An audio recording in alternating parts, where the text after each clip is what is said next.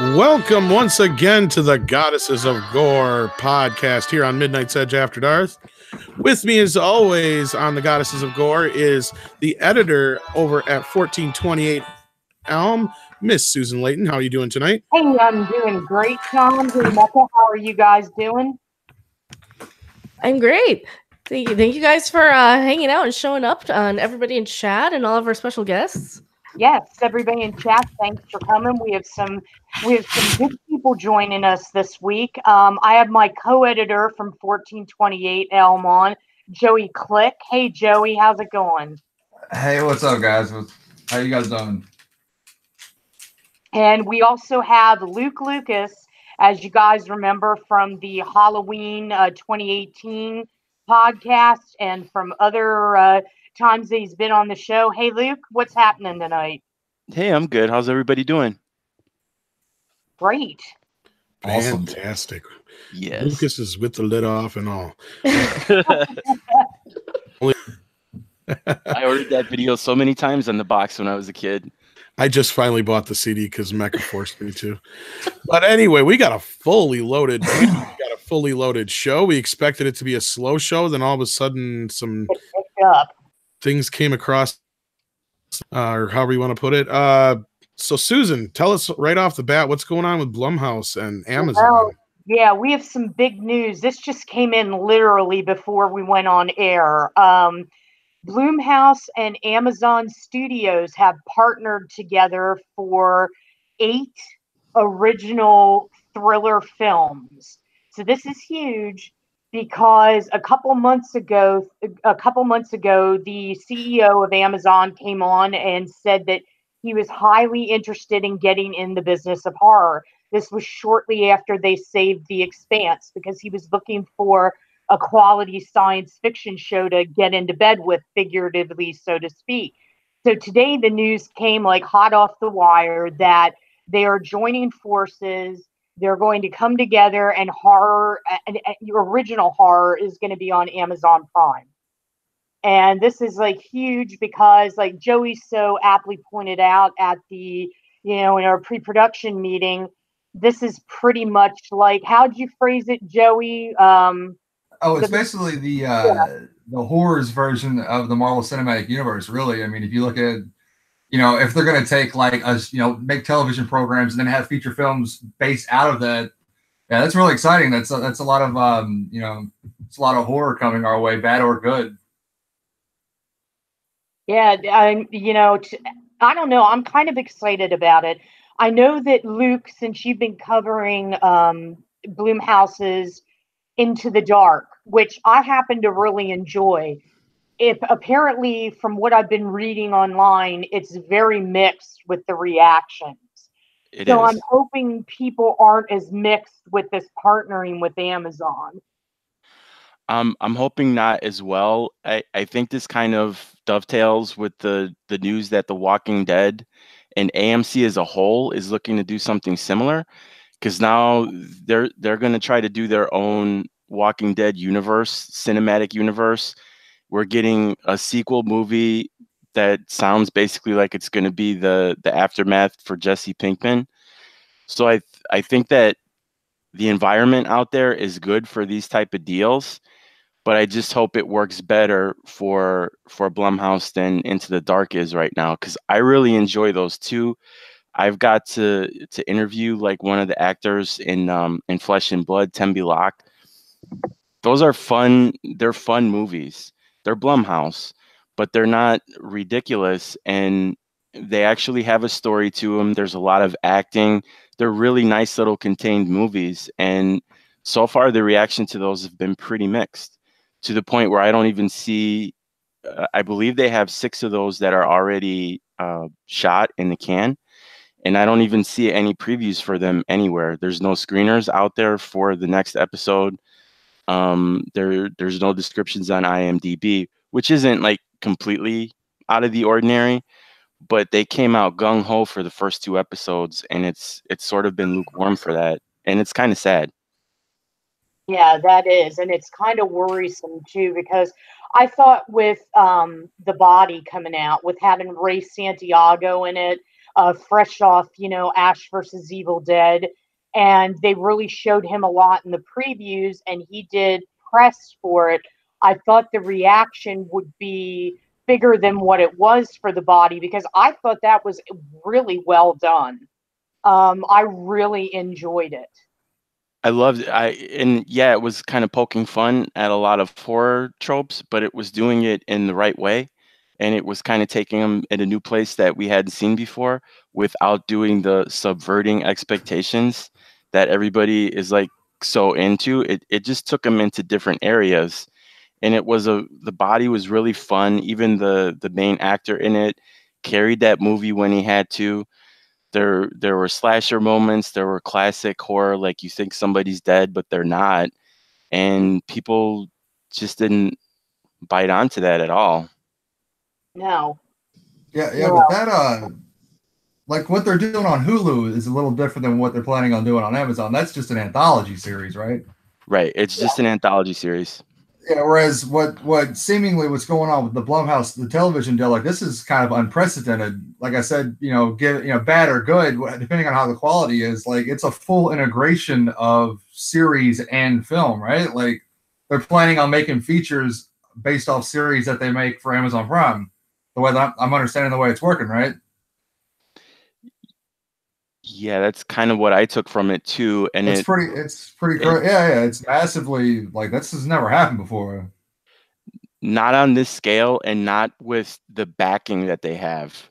Because the Amazon involvement. Like what other examples would there be?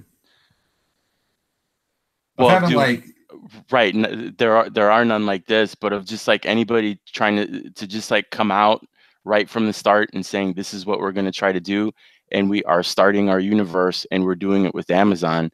Yeah, right. That's never.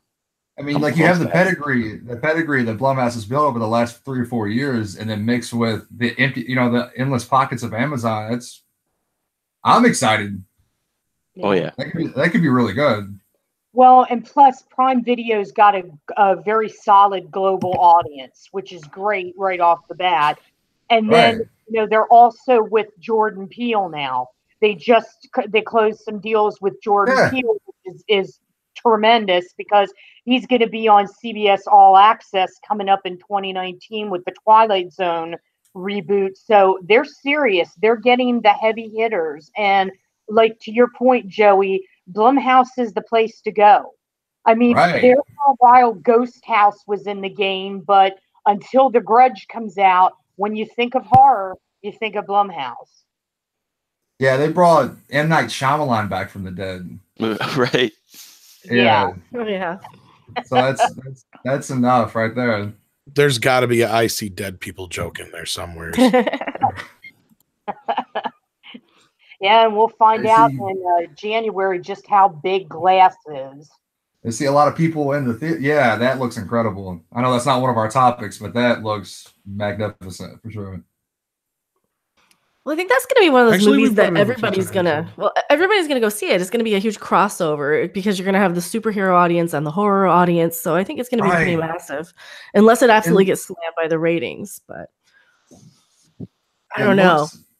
It looks like something that we've never seen before, even though Unbreakable is insanely underrated. Agreed. It just looks like a hybrid of like so many genres, and yet it's the best movies where you like I've seen movies like that, but it's so original. Like it's like things we've seen before, but we've never seen that before. It looks pretty incredible. Yeah, I'm pretty excited for it. Hunky Chunky Funky Monkey, thank you so much for the $2 donation. He ain't afraid of no sequel. We'll be getting to that very shortly here. Thanks, Funky Monkey. We appreciate that. Awesome. Yeah.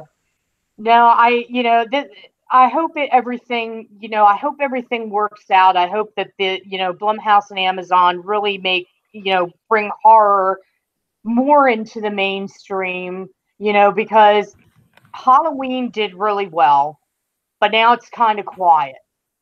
So glass is until January. Right. So hopefully, it'll keep the momentum going, that it's not going to die down anytime soon. Well, that would be a perfect segue to one of our next parts. But I will say this is Blumhouse just being ahead of the game as usual. They're getting ahead of the streaming war game. They know what's coming down the road. Theaters are dying. Yeah. And streaming is going to be the next big thing, whether we want it to be or not. So they know that. They're getting ahead of the game. Amazon's one of the biggest players, whether it was going to be Amazon or Netflix. They picked one of the biggest. So there you go. Because those two, I believe, are the only two global streaming services that exist at this point. So. Right. And we're always talking about how the streaming services are taking over movies. I mean, it's evident. It's like Halloween is kind of like an anomaly. All the planets aligned for the success of that. But that is great. Yeah. I mean, yes and no. I mean, I like to think that cinema's not dying; it's changing. It's like evolving. It's whereas, the current culture, the current climate, the way modern things are made, you have more people that can make YouTube videos, but yet you got less people paying money for it. So I like to think that it's evolving. It just depends. People want to go out and pay money to go see a quality theater movie. They want to go out and have an experience that they can't have in the house. You just got to make good quality movies, and people will go. But when you have Stranger Things at the house, it's kind of hard to. You're gonna have to have a really good movie. Well, that's just it. When that movie with Will Smith came out last year, I can't remember the light, whatever it is, bright, whatever it was. That changed things. The theaters, the film companies seen they don't need the theaters anymore to have a big hit. And as long as these companies are going to start giving them billions and billions and billions of dollars plus whatever on top of it for residuals when anybody does click on one of those movies, they're going to start moving more towards this. And they already have a lot of studios on board with this streaming service idea that we've talked about on the main show, where I'm trying to think of the name of it now, escapes me, but they have a name for it. I'm sure will change anyway, but it's basically a box like any other streaming service, only you get first run movies when they come out for a premium in the comfort of your own home. And that is probably logically the next step, because the sad part is, and we've had a lot of talk about this recently with our experiences with movies, Mecca with her most recent experience with Halloween, and how that people are just getting to the point where it's not even so much the experience of the movie in the theater anymore. It's the outside things that are making it just the prices, the people you got to deal with, all that other bullshit. It makes it so much more enticing to sit at home, not to mention people got 4K and whatever else at home now, to where in a lot of places it's better than sitting in the theater. Yeah. So there's going to be a shift. I'm sure the theater itself won't die out, but you're going to see the studios support the theaters less. And you're going to see a lot more bigger studios going over to these streaming only bigger movies. And the next thing is, as soon as like Disney, when that comes out and they put the very first Marvel movie only on their streaming service, there's going to be a huge shift. Something like that is going to happen. Yeah, I mean, for sure. But like I said, it can evolve. You can have, look at the Blumhouse situation. Let's segue back to that and say you're going to use the studio or the theater experience to coincide with the streaming experience, and that's kind of a genius way to keep it alive, to make people want to leave their house and spend that kind of money to go out. And it's worth it. So there's an evolution. If we end up only having like first-rate directors, Marvel cinematic stuff and cinematic universes, out, and we watch comedies on Netflix, I'm down for it. That's kind of where it's going, yeah. And Amazon, I think, is one of the few of them where I think they do still release their original features in theaters still, right? Because they did that to try and get an Oscar last year or something like that. So some of their features. Yeah, Suspiria's, running limited right now. They'll still do it. It's just not like you were saying. You probably don't want to put a lot of prints out. Yeah. If you can, depending on how much you bought the negative for it. It just depends. But yeah, I hope just the sentence that the theater experience will go away one day it hits me so deep. So you know, and I understand that. And my biggest issue is, and you just said it, the Prince. You're lucky if you can find 10% of the theaters now that actually run film. Yeah, I was gonna say, don't they all have just like they kind of hook up to like the internet, and they're just right? Yeah, it's all digital now. Yeah. Which makes me sad because, you know, growing up when it was still a 35 millimeter experience and film was it, especially during the 80s with the golden age of horror and even mainstream movies. It's hard. I mean, it's hard to think that this art form that you've loved for years could, you know, it won't go away, but it's definitely not what it was. It's not as prestigious. And, you know, you can see that with the Oscars. They're basically a joke now. Oh, yeah. Amazon's smart because not only are they going for the niche, like the sci-fi and the horror, but they're consistently doing highbrow programming. Yeah. Like The Man in the High Castle and Mozart in the Jungle. So they're trying to appeal to a whole bunch of different demographics, which I think is really wise on their part. Good marketing. Well, and it's just like what you were saying with the 35, when you used to be able to go see a movie presented in most places in 35 millimeter. Even then, seeing a movie in theater, in the worst of theaters, was better than watching it on television or video. Oh, absolutely. The quality was so much better. But now you can go home and watch it better quality than most theaters because they're doing it in digital. And not only that, most of the time they're turning down the lenses to where, or the projector to where the brightness isn't as bright as it should be. That's why 3D sucks in most places. Yeah, I can barely see it. It is so dark, and you put those dark 3D glasses on top of it as well. Like, I could just. And they do that to save on the electric bill. That's all it is. Yeah. The only good real places to see movies are places like Alamo Drafthouse. And if you go to your local Cineplex, because at Alamo they respect film. When you go to film, there's a certain respect level that you have to have that you're not getting in the multiplexes. Oh, no. People are using it as babysitting services, and, you know, their phones are constantly on. Yes. Why the hell am I going to pay, you know, boku bucks for that bullshit when I can sit in my house, have the same kind of experience with a huge screen TV and a surround sound? Yeah, that's where I'm going to be. Mm-hmm. Exactly. So I guess cussing's on the table. Oh yeah, if you want. Yeah. Well, hell yeah. All right. Boku bullshit. I love it. It kind of like well, considering most of the stuff we're covering is R-rated anyway, it's like yeah, I don't know. I just don't want to kick off my shoes in someone else's house. Oh no, that's fine. That's usually the first thing everybody asks. Oh, can I swear? It's like, yeah. Hey, R2. All right. I used to have almost the same thing for my text messages. But yeah, so like you said, speaking of not having much for horror films until January when Glass comes out, which is kind of a horror film. It's a hybrid. We are getting a Leprechaun movie. Well, we originally talked about it, I think we just talked about it last week. It's coming to Sci-Fi as far as we know in March of next year. But we get a chance to see it before then. And not only that, we got to see a trailer. Now, I know we had kind of a very mixed reaction to this entire thing. I don't know how to... Tim Riggs. Go ahead and take that. Wow, thank you, buddy. $10. Well, let's face it. 3D is a bloody joke. 3D movies have to be shot to accommodate it properly, and that translates badly to small screens. 3D is just a badly executed grab for more money per ticket. Nice. Yeah. In some cases, yes, but I do love my 3D at home. I have a fairly decent setup to where I enjoy it quite a bit, and it's much better than most experiences I have in the cinema. And 3D on the Sony VR isn't that bad either. The new Leprechaun Returns is supposed to be 3D? No, we're just okay. That. Oh, no, but okay. this... yeah. Hold on now. What we were getting on was the fact that in December now, I guess you get the chance to see Leprechaun on video on demand and DVD and Blu-ray or whatever before it hits Sci-Fi. There was a trailer that dropped. Going green hurts. Okay. Is that the tagline?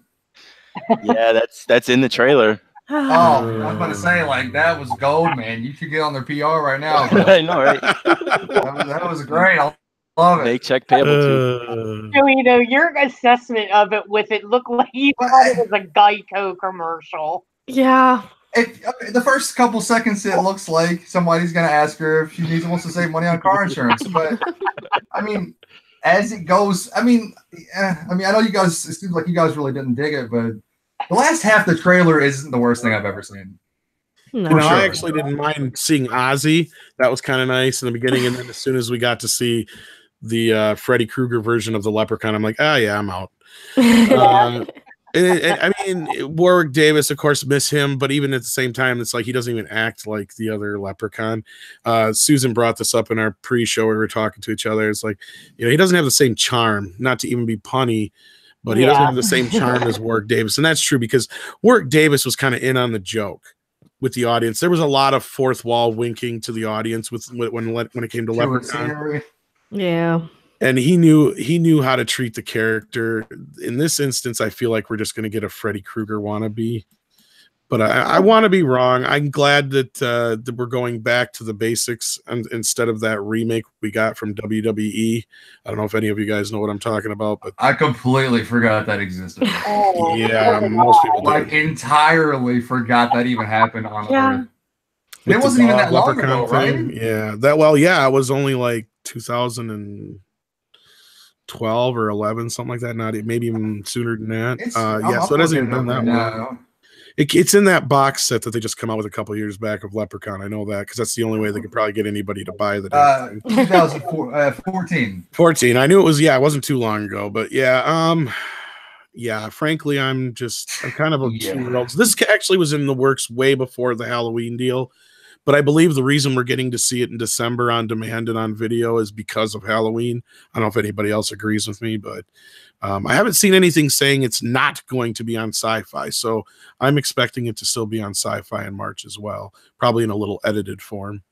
What do you guys think? Do they really even edit that much on the Sci-Fi Channel anymore? They're pretty... they'll probably... They do get away with most. It depends on the time of the day. Yeah. I mean, maybe just like some of the swearing. That's about it. But I just say that because they did advertise that this is rated R in the trailer. I mean, I wouldn't be surprised if they didn't want to put it out because Halloween. But maybe staying. And that movie's gonna. I'm sorry. Go ahead. Just like staying away from January because that's when Halloween comes out on Blu-ray, and probably the video on demand will come out a couple weeks before that. Well, then why not just hold it till next October? Like, you know what I mean? Like, you got it in the can, and you're not really going to build a franchise off Leprechaun Returns. I don't think you have the people, you know what I mean? Like, sign them for a 3-picture deal, all the actors. So, I mean, it's just, it's strange. I mean, they probably did want to put it out because of Halloween. That movie's probably going to make the money it makes whenever it makes it. Like, and it would be best if it was in October, honestly. September? Yeah. I wonder if they just want to capitalize on like the current horror trend. I think they just want to get it out and make their money now. Right. And then maybe, because it's going to be on television in March for St. Patrick's Day. Yeah. Well, then that's then why that's also a easy way to advertise it. Yeah, why not save it for then? Well, that was the original plan. This is the first this is the first we're hearing of it coming out on video on demand and video before it was going to be on Sci-Fi. This is the first we've heard of it. Right. Yeah. So that's what I was thinking I think that this quick jump to get it out there in December is to cash in on Halloween's success is what I was thinking. Especially Well, I think we're going to see a lot more of this. We're going to see a lot more of people digging into the vault because it seems like that's a lot of what Disney's doing. That's a lot of what Sony's doing. So I'm sure there's going to be some franchise out there that we forgot about that they're going to suddenly bring back, or they're going to resurrect a movie like The Stuff, and we're going to recast it. Yeah, we're going to get a lot more of this because of the success of Halloween. Like maybe The Dentist. Oh my God, The Dentist. And they can tie it into childhood obesity. Yeah. About like is it getting too fat because we're eating chocolate and candy too much? Well, wasn't that Corbin Burnson? Oh yeah, and he could come back too. That dude's still kicking. That would be awesome. Oh yeah. Oh God. Yeah, that's coming now, Joey. You put that out in the universe. It's gonna be coming. Yeah, just y'all look for Kickstarter in like an hour after this podcast. It'll be out. So we just get this baby off the ground. We just need like Dentist versus Dr. Giggles sort of shared universe crossover movie now. So do you want my debit card now? Or Who the hell is going to take the place of Larry Drake, though? I mean, for Dr. Giggles, who are we going to get for that? John Lithgow? Yeah, maybe. That's a great question. You can go Danny DeVito and go small. Oh, Danny DeVito. God. I like that idea. Danny DeVito can do anything. For sure. Idris Elba, no. Yeah, on the show, our go-tos are always Idris Elba or Peter Dinklage in blackface. So one or the other. Yeah. But yeah, the Kickstarter is probably going to happen after the podcast, definitely. But to go back to what you were saying, I mean, yeah, I think it's. I'm looking forward to, I guess, the '80s resurrection of horror in modern times because of Halloween. And I mean, how awesome would it be if there really was another Elm Street with Heather Langenkamp and Robert Englund? Like, what if that actually happened one day? I'd be a happy man. Yeah, I'd be okay with it. Oh yeah, I mean, and if it sucked, then it could be Nightmare on Elm Street the musical, and I'd probably. Good idea. Well, I mean, Harrison Smith said he has a great script, so it's like there's scripts out there. I'm sure that they could work, that Englund could approve. Because we know Langenkamp wants to come back now too. Right. I mean, like another new Nightmare. I don't know. I mean, if apparently Robert would consider it, but I'm sure when he says consider it, it would have to be the right director, the right script, just like Jamie Lee with Halloween. I mean, Jake Gyllenhaal had to talk her into it. Right, especially with Wes being gone now, that would definitely be something he would have to be. All the stars would have to line, and he had to be comfortable and like the guy, and he'd be a big fan. Wes hasn't really been a part of the series only 3 times over the past history of it anyway. But it's the only time. I mean, if they're doing the same thing again, where they're trying to bring everybody back, but if it's true, the rumors we're hearing about Blumhouse trying to get their hands on Freddy and Jason since they're making a deal with Warner Brothers too, maybe that's the kind of thing that would entice them to all kind of get together because they all know talent and they know that it would be well cared for and kind of thing, especially after Halloween. Hey, Tim Riggs, thanks for the $5. Hollywood has murdered more franchises via crappy reboots than Freddy has murdered teenagers. I think Jason has the record, but yeah. Awesome. Yeah. No, I mean, here's the thing. For the whole thing to occur with Englund and Langenkamp, you have to get the right director. Now, Jamie Lee has said she will consider a Halloween sequel if David Gordon Green comes back.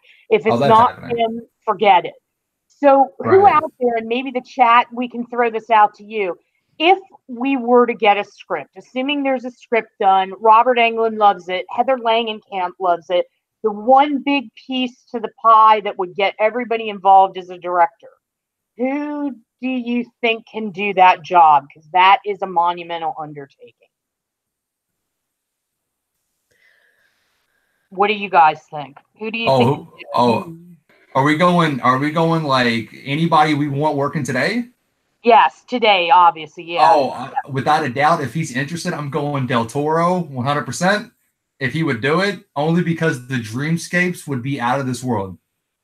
The things that he would do with the dream realm would be mind blowing. That would be amazing, but it would be the most expensive Nightmare on Elm Street movie that would take 10 years to make. But England would probably pass away before it's finished because it takes Del Toro so long. Sorry, I'm just trying to be funny. But what's up? Tim Riggs says James Wan. Well, James Wan can do anything. Yeah, there's a good handful of people, I'm sure.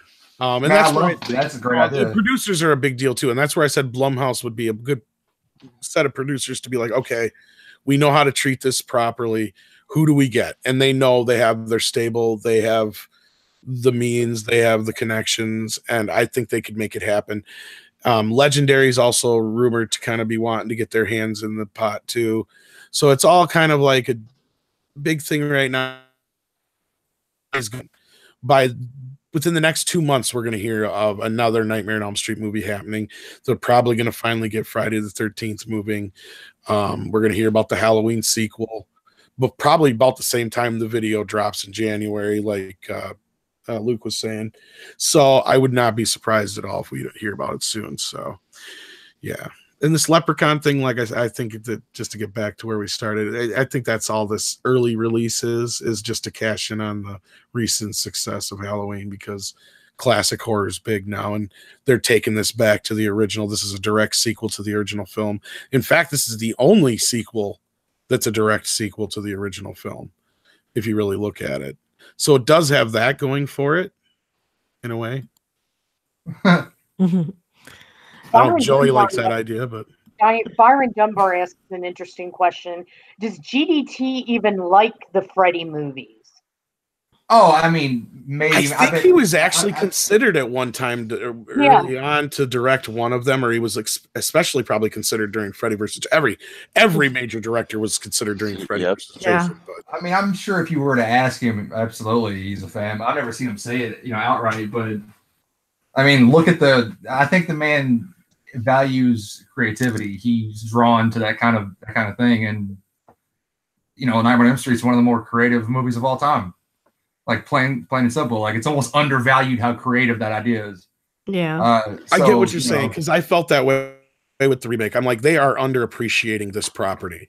They are treating it like popcorn teenage bullshit, when Nightmare on Elm Street could be at the level, like you're saying, with somebody like Guillermo del Toro behind it, actually feeding it the possibility of what it could be, this huge, grand, epic horror, like gothic thing. Yeah, I just I've written about it where people are they're always saying bring the series back, let it die. Did it did the remake kill it? What's the point? Because the remake sucks. And my idea is if another movie sucks, then it just sucks. Don't watch it. And B, the idea for an Elm Street, like that whole idea is so ripe. You know what I mean? Like it's such a brilliant concept. You can do anything in the dream world, and that's the beauty of it.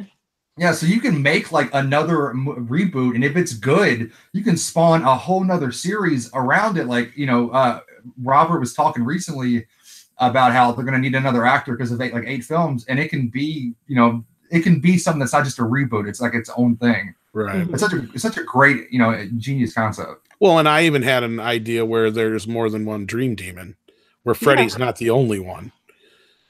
And that was an idea from one of my scripts, so there's other ways you could bring in other Dream Demons too, to where Freddy's kind of more of an ancillary character moving forward as well. But regardless, there's all kinds of ways you could do that. This Leprechaun thing, I like the idea of how they did it, but I don't know if I'm going to like the actor playing Freddy Leprechaun. That's my big thing, and it just seems really cheesy. They must have some kind of confidence in it. Did you see how much they show the Leprechaun in the trailer? Yeah, a lot. That's crazy, in broad daylight, no less. Yeah, it's very well lit. It's odd that's so well lit. They probably spent like half the budget on his makeup, so they really want to get all they can out of it. And there's probably CGI enhancements on that too. They wanted to show you everything they could do on it. Right, which go ahead. So they had that guy for like 2 days, so they definitely want to get those computer-generated images on the screen. Well, and let's face it, Siffy, as I love to call them, they're kind of desperate now because they're screwing up right and left. They let The Expanse get away from them. Stupid move. They're not exactly a comforting place to go. Like if you have a property, if I had a property to take to them, I probably would go elsewhere now, because you're not going to get cared for. That property is probably going to be let go after season 2. And then you're going to have to shop it around. So, I mean, any little grasp of hope that they can get, be it this Leprechaun Returns, they're going to grasp it and just jump on it with both feet. Some kind of confidence. Oh, sorry. Go ahead, Joy. No, I was just gonna say she seemed like she was. Man, I feel bad if I worked for Sci-Fi right now. That sounds like an article. She's not wrong though. No, she's not wrong. They are a pale comparison to what they used to be. And then I was just gonna say, and this also shows that they are getting on board with this whole. They're trying to do something because they just picked up Critters and Killer Clowns to reboot or rehash or whatever, revive. But then they turned down Tremors. And that makes no sense. Kevin Bacon was so hyped for that. Right. It's so sellable. Like you and they know it's sellable because they used to show them all the time. That would for a long time that it seemed like that was their main block of programming was to replay all of the Tremors movies. Constant Tremors. Yeah, and then for them to like turn that down and just walk away from it, I was like, yeah, okay. I think there's more to the story probably that we don't know. There has to be. Yeah, because I mean, dude, it's Kevin Bacon. Like, I mean, Yeah, you're big at right. people watch. Come on, man. That is, he was disappointed. He didn't get into details because he's a classy guy. I guess if there was backstage drama, he was just like, yeah, it didn't happen. And I'm sure, Joey, you're right. There's always some kind of little drama that goes on. I think it's money, to be honest with you. Well, it's always. I just meant like I have a big feeling that Sci-Fi didn't want to pay for it. Yeah, well, because with him being involved in the special effects and everything, I don't think they want to foot the bill. But it always goes back to the whole like if that's true, then like Jason Takes Manhattan. Why are you going to greenlight a movie that you know is going to cost a lot of money and then not shoot it in Manhattan? Why don't you still spend as much as they did on it? Because at that time, that was the most. Like, if you know you're going to make a pilot with Kevin Bacon about a huge worm and you don't want to look like crap, then you know what you're getting into. Like, why even order the pilot? But you're probably right. They probably got cold feet after a while and was like, I don't want to. Yeah, it's not worth it. But Kevin Bacon probably got a cool $1 million just for the whole show himself. I bet. Or so much per episode, maybe even $500,000 an episode or something like that. And they're like, whoa, fuck that. A lot of these guys like Kevin Bacon, if they believe in their project, if they like the people that have brought it to them and they're working with them, you'd be surprised how many of them take pay cuts to get it done. Right. I mean, especially like he lost all that money in the Madoff deal. Like, oh yeah. I mean, like I'm sure it's not all about the money. I mean, imagine if like something that like the Tremor show was nurtured and then put on Netflix, how popular that could be. Like, I'm not saying it was the biggest film franchise of all time, but like that could be a thing. You know what I mean? But then they just dropped the ball on it because they're Sci-Fi and they're known for being garbage. Well, not only that, I don't think that they also had another Tremor series about a decade ago that didn't do that well either. Right. They had the Reba McEntire's husband on it, right? Michael Gross. Is it? Yeah. I mean, not a real husband in the movies. Yeah, Michael Gross. That's his name. Okay. Yeah, okay. Well, he was the one. I mean, I know he was in the third one. He's in all of them. Hey, man, you got to pay the bills. And it's sad because Sci-Fi used to be a great channel. It used to be one of those places where people would go and take their projects to be shepherded that were maybe like B movies, but fun B movies. Now it's not about that. And I almost wish somebody would come out of nowhere, offer to buy them, rebrand them back to Sci-Fi the correct way, and turn it into something, because the potential's there, but it's not being utilized at all. I mean, if I could interject real quick, like I don't know if Sci-Fi was ever like a huge destination. They've always leaned on syndication, on replaying stuff, and then they hit like a stride with Battlestar, which was great. But then I don't think they really capitalized on it. Well, they had like a good few years when I was just glued to the Sci-Fi Channel. You had Battlestar Galactica, the later seasons of Stargate SG-1, Atlantis, Eureka, Haven. You had a whole huge amount of new shows, and then they just kind of dropped once all the shows I ended up watching ended up like in their last seasons for the most part. So yeah, they were pretty much like the only channel I was watching for a few years, and I think a lot of people were like that. But they were huge during the 90s and early 2000s and shit. Yeah. feel like they did themselves a disservice by not trying. And you know, whatever about Emmys, but Emmys do give you clout and make people want to watch your programs. Like I feel like they dropped the bottle with the Battlestar Galactica.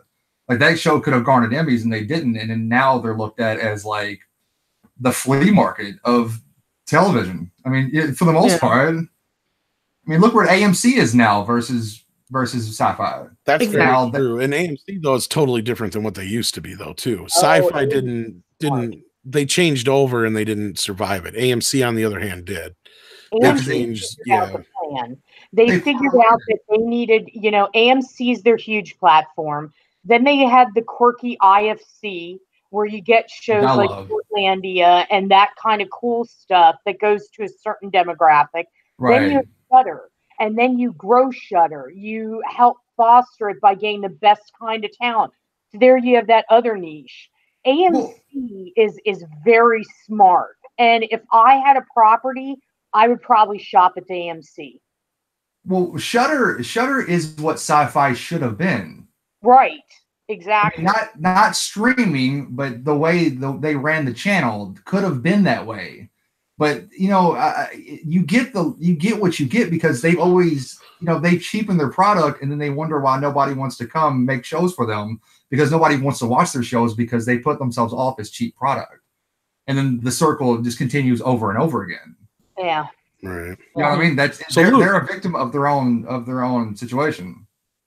Right. So Luke, you didn't really get to chime in yet on Leprechaun. What did you think about it? I don't think you did you? No, I mean, besides Going Green hurts. Yeah, I was gonna say you started off strong, but you didn't get to come in there with another 1-2 punch. I mean, the trailer. This series was always kind of fun to watch because of how much of a train wreck it would be. Like one of my favorite Leprechaun moments had nothing to do with the movies, but it was when Ice-T went on Conan, and Conan was going over like all of the stuff he's been in. And Ice-T was like, man, I was in Leprechaun in the Hood and in Leprechaun in Space. I am a thespian. And like, that was like my favorite Leprechaun moment. This was always kind of awesome. This is always kind of like one of those weird little kind of sideshow franchises that was fun to check in on. And I don't know about this because when I'm looking at the screen right now and I'm seeing this little guy.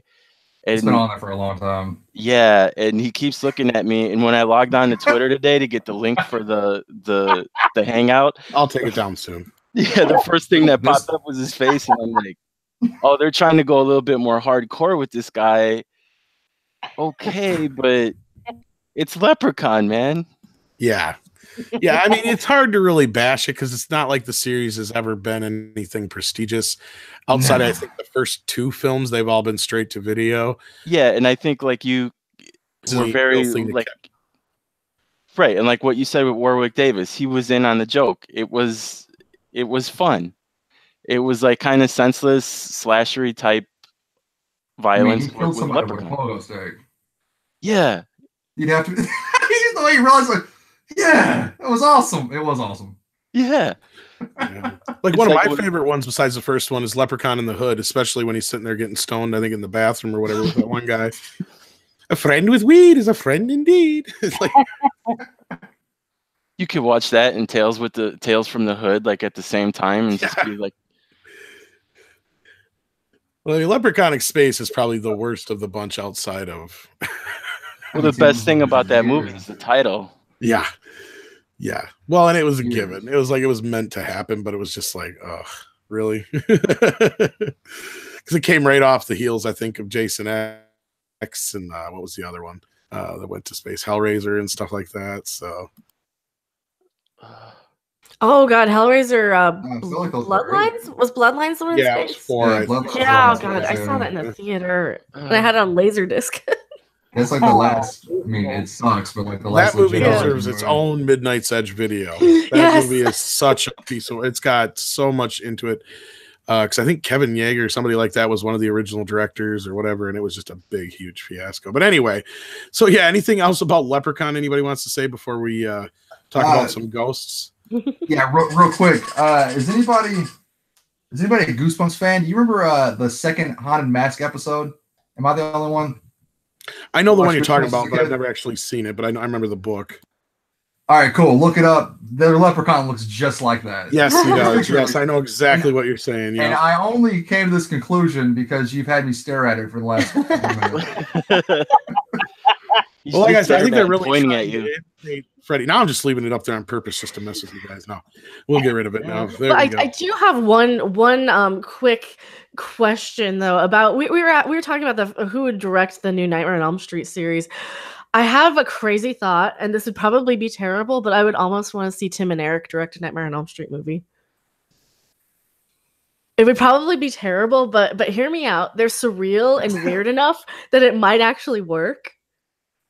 I don't know. I mean, I was the guy that was like, Heath Ledger's not going to work as the Joker, so hey, I don't know, man. Like, you know what I mean? There's going to be a lot of surprises left in my movie going experience. Why not? I mean, maybe they could kill it. Yeah. You know what my first reaction to Heath Ledger was? The fucking guy from 10 Things I Hate About You. Yeah. Good way, because I love that movie. You know what I'm saying? 10 Things I Hate About You. Yeah, I like that movie, but he's too funny for. I mean, no, I don't see that. And then all of a sudden, I'm like, damn, this guy pulled it off.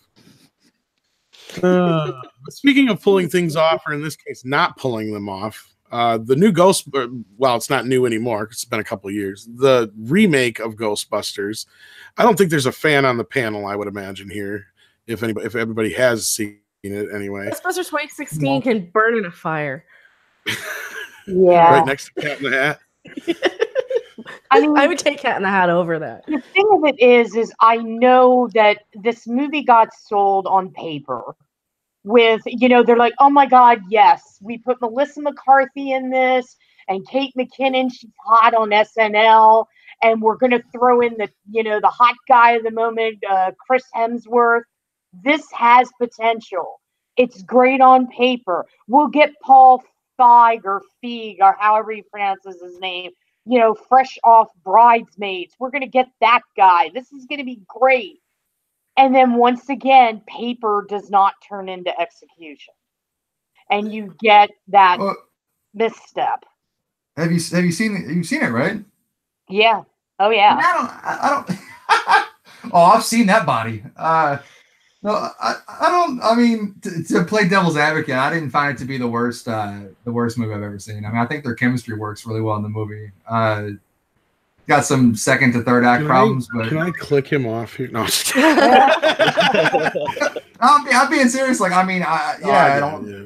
Yeah, would I've rather have seen a more faithful, and maybe we're segueing into this further, but yeah, maybe I'd rather see a more faithful Ghostbusters 3 or whatever. But I mean, the Elm Street remake's worse than that movie, but I've seen worse flicks. I think the problem with it for me was the build up to it, and I was really open to it. I was like, okay, I like some of these people, let's see what they can do. I heard all the chatter. I was like, I'm going to make up my own mind. I saw it, and then I was disappointed. It was kind of like clickbait for me. Luke? Yeah, I mean, it wasn't, when I watched it, first of all, I think parts of it are really pretty. And that was when I went to go see it in a movie theater, I was like, well, at least I got a light show. And if you like that, you might like Haunted Mansion with Eddie Murphy too. Oh God!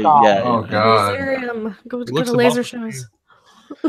Well, of course, Midnight's Edge did a couple videos on the subject, one or two anyway. No, we were built on Ghostbusters 2016. It wasn't it wasn't the worst, but it also it did like spit takes on the actors that they hired. Like, oh, we know that what the actual script isn't all that great, so we're just gonna pan to shots of Kate McKinnon doing reactions, and we're just gonna like let Leslie Jones go off and do some things, and we're gonna put that in the final cut of the movie because we know parts of it aren't gonna make a whole lot of sense, and the jokes that we put in it aren't that funny. Because that was the biggest, like when I walked out of it, the four actors that they put in it are great. They're great comedians, and if they gave them anything at all, it would have worked. And it just didn't. And then we had the two Slimers and all the. I mean, I definitely think there was Yeah, there was. It feels like the studio stepped in, like, and there was a more complete script that they were shooting, because it definitely feels jumbled. And like at the end of the second act and the beginning of the third, there's some story problems in the movie. Yeah, but their chemistry. You guys are being way too nice. No, it's not. Oh, come on. Let's talk about how bad Ghostbusters 2 is. I mean, if you're really Ghostbusters 2 is a masterpiece compared to that. I'm not even going to. Oh, I know. I'm one of the people you don't want to get started on Ghostbusters 2016. Between me and Mecca, we'll be here all night. Well, I'm just saying, like, Ghostbusters on all the flaws and problems, and I know. Saying, like, Ghostbusters 2 isn't necessarily, like, Ghostbusters 2 is not a good movie either. I'm not defending it's better than the reboot, but it's not. I mean, I like it, but it's not very good. It's a better remake of the remake than the remake is. And Tim Riggs, thank you so much again for another $5. Nice. He says trying to ignore G1 and 2 ever existed was a bad fucking decision. The script was garbage. They made no efforts to match the tone of the original. I'm not going to give my critique on the movie. I've talked about it ad nauseum here on the channel, so I'm not going to get into that part. What I am going to say, though, is, one thing they did do is try to advertise the movie as a sequel when the first trailer came out and tricked people a little bit. And when we did get in the theater and realize it wasn't a Ghostbusters 3, that's what upset a lot of people. And that's where we're at today anyway, because a lot of our predictions for what was going to happen to the franchise after the debacle that was Ghostbusters 2016 was basically this: we're not going to hear nothing for a while, and then all of a sudden we're going to start to hear, they're getting the band back together. So what do you guys think about this? Luke, why don't you take this? I think because you actually listened to the interview, you said, so you can kind of give us a rundown on what happened with Dan Rather and Dan Aykroyd, two Dans. Two Dans and a Fern. Like we kind of talked before the podcast a little bit. Yeah, it kind of sounds like Dan Aykroyd saying the same stuff he's been saying since the mid-90s, where there's a script in play and they have a real story and they really want to do it this time and things are going to happen. And Dan Rather was just like kind of letting him talk about it. And Dan Aykroyd was sounding like the same stuff. But like you mentioned, Tom, just the fact that everything's been so quiet around this recently and like leading up to it makes me think that like back when Dan Aykroyd would say this stuff in the 90s and in the 2000s and even in the lead up to the reboot, it was like, oh yeah, we're doing great things. Everything is happening. That was kind of stuff like stoking the fire. And it's like they've stayed away for long enough now. And they've let that reboot come out and they just shut up and they kind of sat down and they're like, we're going to write something.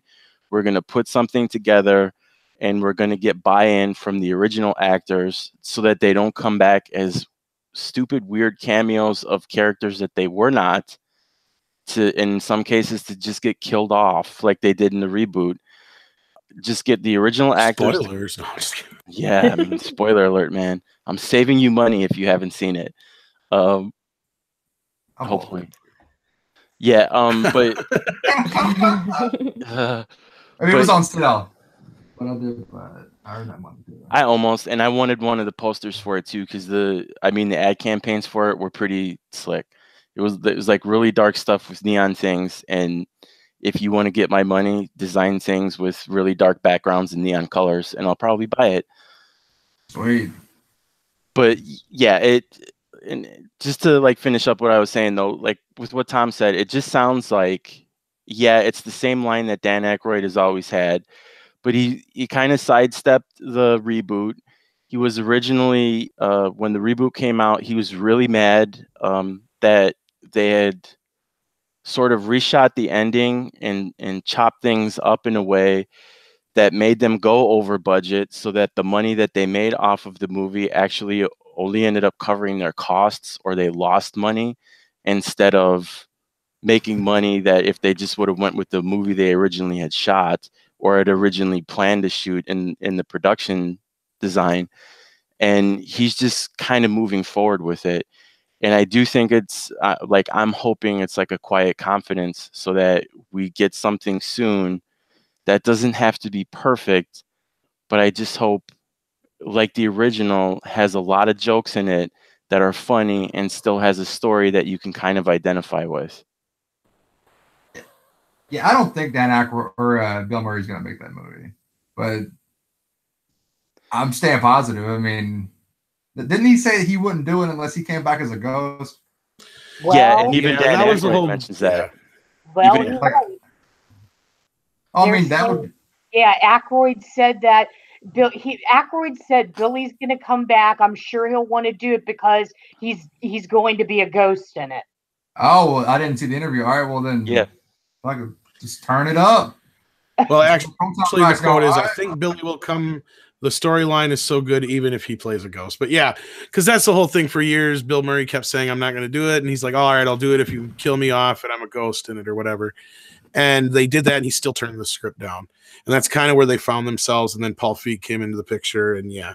And another thing is the last interview that Dan Aykroyd had about this, he did not say anything about a Ghostbusters 3. He just said that there was not going to be a Ghostbusters sequel to the remake. Really heavy duty. He actually badmouthed Paul Feig. yeah, because we did a report on it. It was one of our bigger videos too. We did on After Dark, but he's the one that drove that budget to where the movie was not profitable, and I think that was the original, like what his complaint about Paul Feig was. Yeah, so I'm actually on board with this. Is what everybody wanted, even if it was a handing of the torch to younger generation.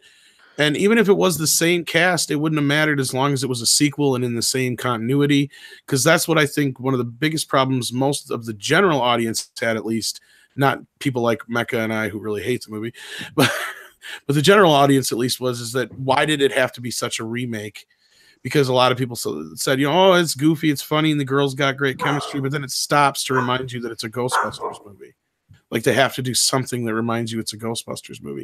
Yeah. And that's where I said I would have loved to have seen from the very start if they would have just did it without anything related to Ghostbusters. You don't get the symbol, you don't get the song, you don't get the car, you get the concept, and that's it. I'd have loved to see like a couple of girls who did like one of those paranormal TV shows where they're go to houses and try to capture ghosts on video and stuff. Yeah. And they're a bunch of charlatans and they're full of shit. And then they actually see a ghost. So they create a Ghostbusters, and the only thing they get is the name. Isn't that kind of what the Poltergeist remake was, though? So what? It still would have been better than this shit. That's the thing is, nobody wanted a Ghostbusters remake to begin with. They wanted a sequel. They didn't care if you got a couple of the Ghostbusters. They didn't care if it was a passing of the baton. They just wanted a straight sequel. They didn't want a remake. And this is one of those movies that should have never been remade. Exactly. There's no reason to. When you did it right the first time, there's no sense in it. Well, it's anyway, not even that. There's the attacking the fans, calling everybody man babies, all that. Well, right. I didn't even want to get into that stuff because I know, like, we do have a few people on the panel who did enjoy the movie, and Andre himself said the movie was mostly harmless in his eyes, but he also doesn't have the American connection to it like we do as well. To where you and I see it as a complete, just slap in the face to the fans. Yeah. I mean, when I think of the Ghostbusters movie, if Dan wants to get the band back together, that would be great for nostalgia reasons, but I'm almost kind of hoping it doesn't happen, and I know that goes against what everybody wants, but my reason is I'd rather think about it than have it be poorly executed, and I give you Blues Brothers 2000. Yeah. Good point. And Ghostbusters 2 wasn't nearly as good as the first film. No. But there's reasons for that. Terrible sequel. Yeah, well, there's reasons for that. It ended up becoming a remake of the first film because they threw it together at the last minute because they tricked Bill Murray into it in the first place. And there's a whole history to that, and several Ghostbusters 3 that never happened, actually, at least 2 or 3 that I know of. And so this is one of those things that's been just... I think, Susan, I don't think you're going to have to worry too much. I think there's less than a 50% chance of us ever getting another Ghostbusters 3. But like Luke said, the fact that he is talking about this, especially after it's been so mum, and we haven't heard jack squat about the animated movie that was supposed to come on the heels of the 2016 film, which you think by now we would have at least gotten some kind of trailer for, which we haven't. And I brought up in another podcast that technically we're coming up on the amount of time where Dan Aykroyd himself, if he wanted to, could reclaim the rights Yeah. Oh, that again, like Friday the 13th. Yes, because that's another thing I brought up in other podcasts. I said things are quiet now. Watch, you're going to start hearing something. So this is if this is true, and Aykroyd does go back for the original rights, because between him and Ivan Reitman and Harold Ramis, I think that they could. He came up with the original concept, and then those two helped him write the screenplay that we got. You know what I want to see Dan Aykroyd do? Dan Aykroyd loves the paranormal. He loves ghosts. He loves UFOs. He had a show on with Matt Frewer as the host for a little bit, and I forget the name of it. Was it the Psi Factor? Yeah, the Psi Factor. He's really into that stuff. What I'd like to see Dan Aykroyd do is write a kick-ass alien invasion movie or some kind of ghost movie, not Ghostbusters. Have him produce it and be the writer and like shepherd that project, get the right people. That's what I'd like to see Dan Aykroyd transition into, or even do a TV series. Well, I've solved Sony's problems with Ghostbusters and Men in Black, but they won't listen to me. But if there's ever two franchises that could cross over and cross over well, it would be Ghostbusters and Men in Black. Because I'm sure ghosts die, and I'm sure aliens die and have ghosts, right? Yeah, well, maybe. You're going to need the Ghostbusters if you run into an alien ghost, right? So hey, and they've already got that built in because Hemsworth was in the reboot, and Hemsworth is one of the new Men in Black. Unfortunately, yeah. But, yeah, they already got that the train's well on the tracks for the Men in Black reboot, but it's just going to be a Men in Black reboot. This came about because they were talking the whole 21 Drum Street crossover. I'm like, what in the... I would have watched that. Maybe, but it's like, no, Men in Black belongs more with Ghostbusters. I do like that idea, Like the tone of the two movies kind of lends themselves together. They're like they're serious, but they're not serious. Men in Black and the original. And not only that, there's another Ghostbusters, a good director for Ghostbusters, Barry Sonnenfeld, Men in Black. Right. No, I mean, I do like that idea. It's pretty solid. I would also watch that movie. There's so many good people who could make a really good Ghostbusters movie. There's great script ideas. There's great stories out there. You know, we have the perfectly good video game. I don't understand why we get the stuff we get when I don't know why they don't pull fans. Why don't they put polls out there on Twitter and Facebook and like Ghostbuster fan sites? And, you know, what type of story do you want to see? Do you want to see a reboot? Do you want to see a sequel? And I don't know. I mean, at this point, I'm sitting there thinking about it. At this point, if Bill Murray wants to be a ghost and Harold Ramis is gone, what are we doing? Like, so is there only two Ghostbusters kicking it? And then, like, unless they go deep and like they want to know why Harold Ramis, like they want to know why he's not there. Like, why did we have? There actually was a bit to the script, I think, about that, right? Like where they were to answer why Harold Ramis's ghost wasn't there. Well, I see. Like, I like that idea, but you're gonna have to follow that through. That's got to be throughout the movie, and you have to, you know what I mean? That'd be one way. And you could do something interesting like that, like maybe he got caught in the trap or something like that, or something, you know, in the unit. And it sort of becomes their quest to like find Egon or something. Yeah, but then then you're stepping into the territory of like, do you want like a Harold Ramis Tupac hologram? So I don't know. You know what I mean? Like the end of the movie, and you realize that he was such a pure soul, he crossed over right away. Man, I do like that idea. The whole quest was kind of for nothing, but you know, but still. Yeah, because if you recast Harold Ramis a lot, like beautiful ending. Yeah, I would get pissed. Yeah. Yeah, no, you don't want to. But yeah, that's all you need is like a Grim Reaper character to say, "Oh, that man, he was such a pure soul. He crossed over right away. He's not among us." And do a crossover with Bill and Ted and have it William Sadler. Whoa! Yep. Have that be the stinger in the credits. Over. He's no longer. Oh my god! Bogus Journey, so awesome. He beats me right away. Yes, that's awesome.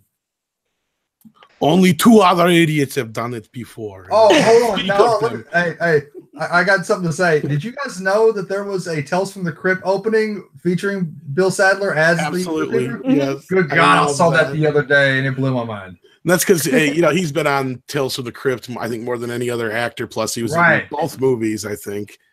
Or if he wasn't, he was at least in. I know he's in the one, but I think he made a cameo in the other one. But he's playing death. This is the greatest thing I've ever seen. Yeah, it was awesome. I was like, they're cool back in the 90s too. Awesome. Yeah.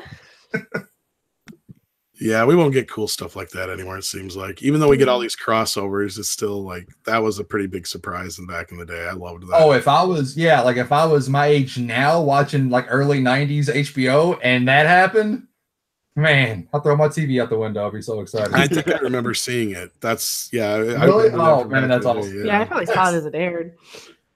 Well, I'm not that old. I was probably. I was a pretty avid Tales from the Crypt viewer. So. Yeah, I was the age that I should have been watching Tales from the Crypt Keeper, but I'm like, nah, I'm just gonna watch the HBO one. I was even old enough to know that thing was a fucking joke. Yeah, well, they did have a few good stories on there once in a while, but yeah, it was like. I think the second season or whatever it was, they switched gears on it or something. I can't remember now, but it was like I remember it used to be creepier and it wasn't. And then parents bitched that the Crypt Keeper was too creepy, so they changed him and they changed his color and made him look a little different. I think in the second season, if I remember. Yeah.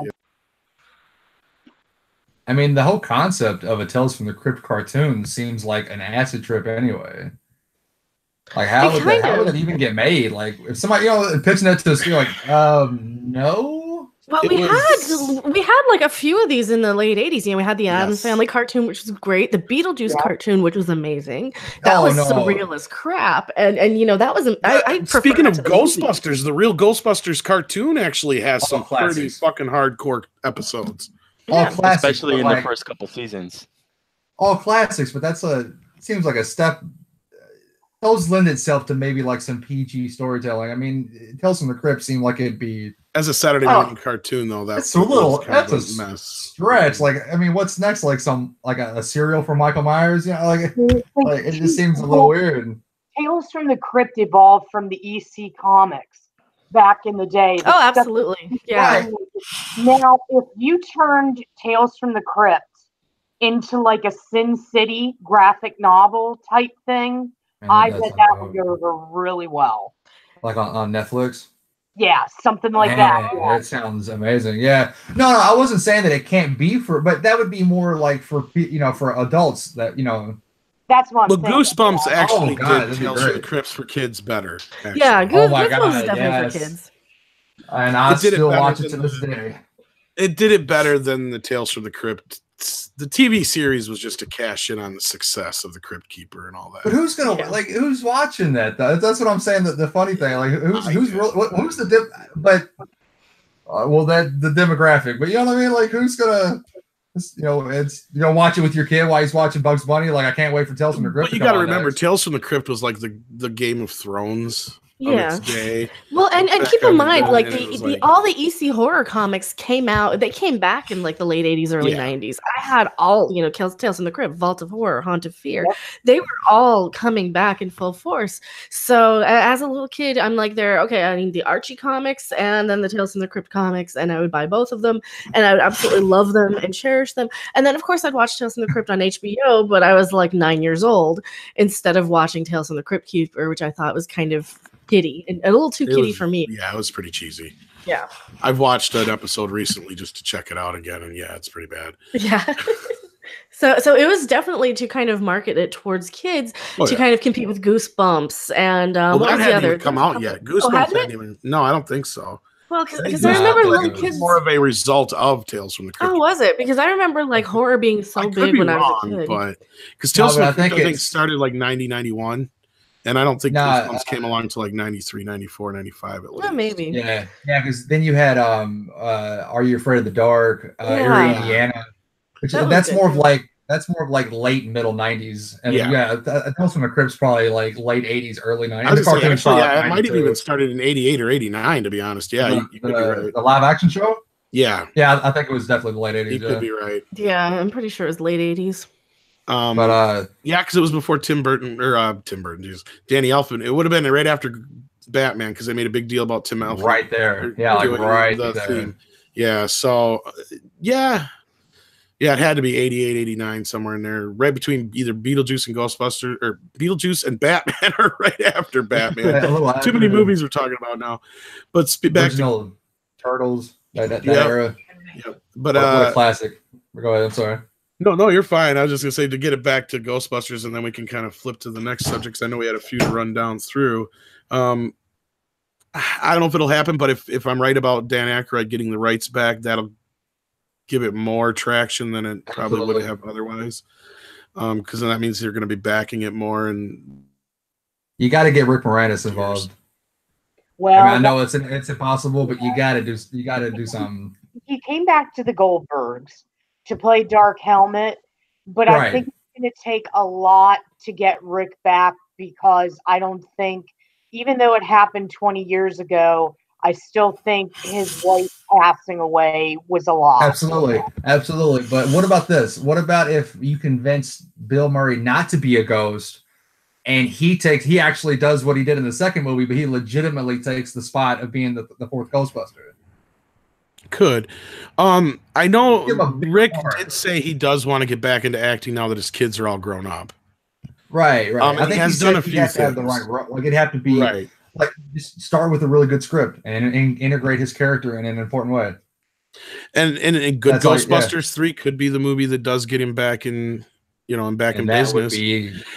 If you get Rick on board, that might be something to get Bill on board. You know what I mean? Where he's they could go, oh, Rick's doing it. He'd be like, well, then maybe I will, If Dan does get the rights back, I can tell you this: Aykroyd can write his ass off. If he writes a good script, he may be able to bring those guys back. And I use the word may, but he can write, and I'll give him that. I'll give him that much. I mean, if he gets the rights back, then he can definitely go back and like you were saying, like, nurture them more, and maybe convince them that we'll have more control over this. We'll be more collaborators, which is a great thing. So I guess we'll see whenever he gets those rights back if that happens. Yeah. So all right, to go with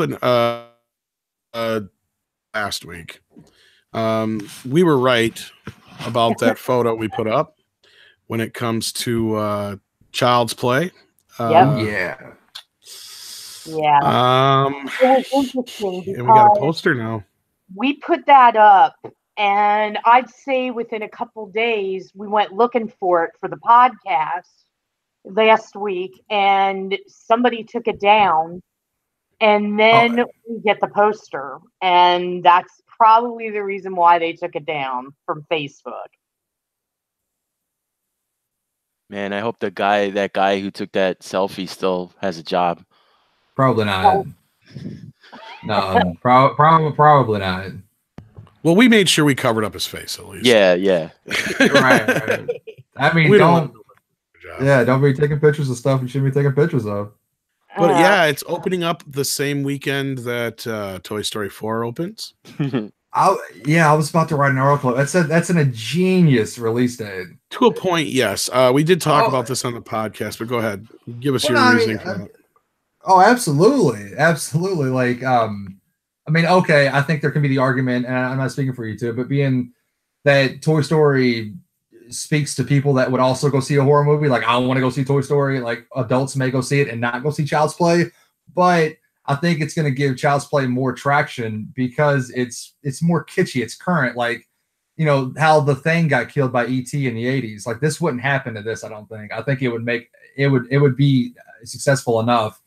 And I think it's a good idea. I mean, honestly, it's just ingenious. I mean, it's a different kind of Toy Story. People are already thinking about animated toys, and then here's our version of Woody and Buzz for the horror. I mean, like, and you're capitalizing on that awareness.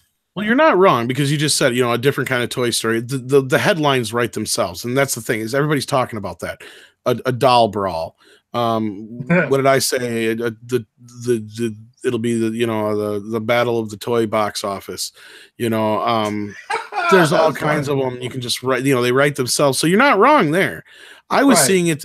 That may be what the studio was thinking, and if you're right, that's a very clever idea. Because I was looking at it as they're looking at, this is counter programming, but they're going to screw themselves, because all the adults that they think are going to drop their kids off at Toy Story 4 and go to Child's Play are going to go see Toy Story 4, because the adults are going to want to see Toy Story 4 more than the kids. So, absolutely. They could be wrong, but you're right. They're going to be they're going to be talking about it now. So yeah, I mean, that's a good point. I mean, you could go see both. I think without, and I mean, it's just hearsay. It depends on what it actually does, but like I think that Toy Story 4 is going to have longevity in the theater, and if you have the concept connected to that longevity, Child's Play will play better in weekends 2, 3, and 4 versus if Child's Play came out without that. Like Child's Play is going to die off quicker if it didn't come out with the Toy Story 4, all of that around it. And with like social media and the way that we can, I mean, with that's just my projection, but I think that's the way that I think it's a smart business move, honestly.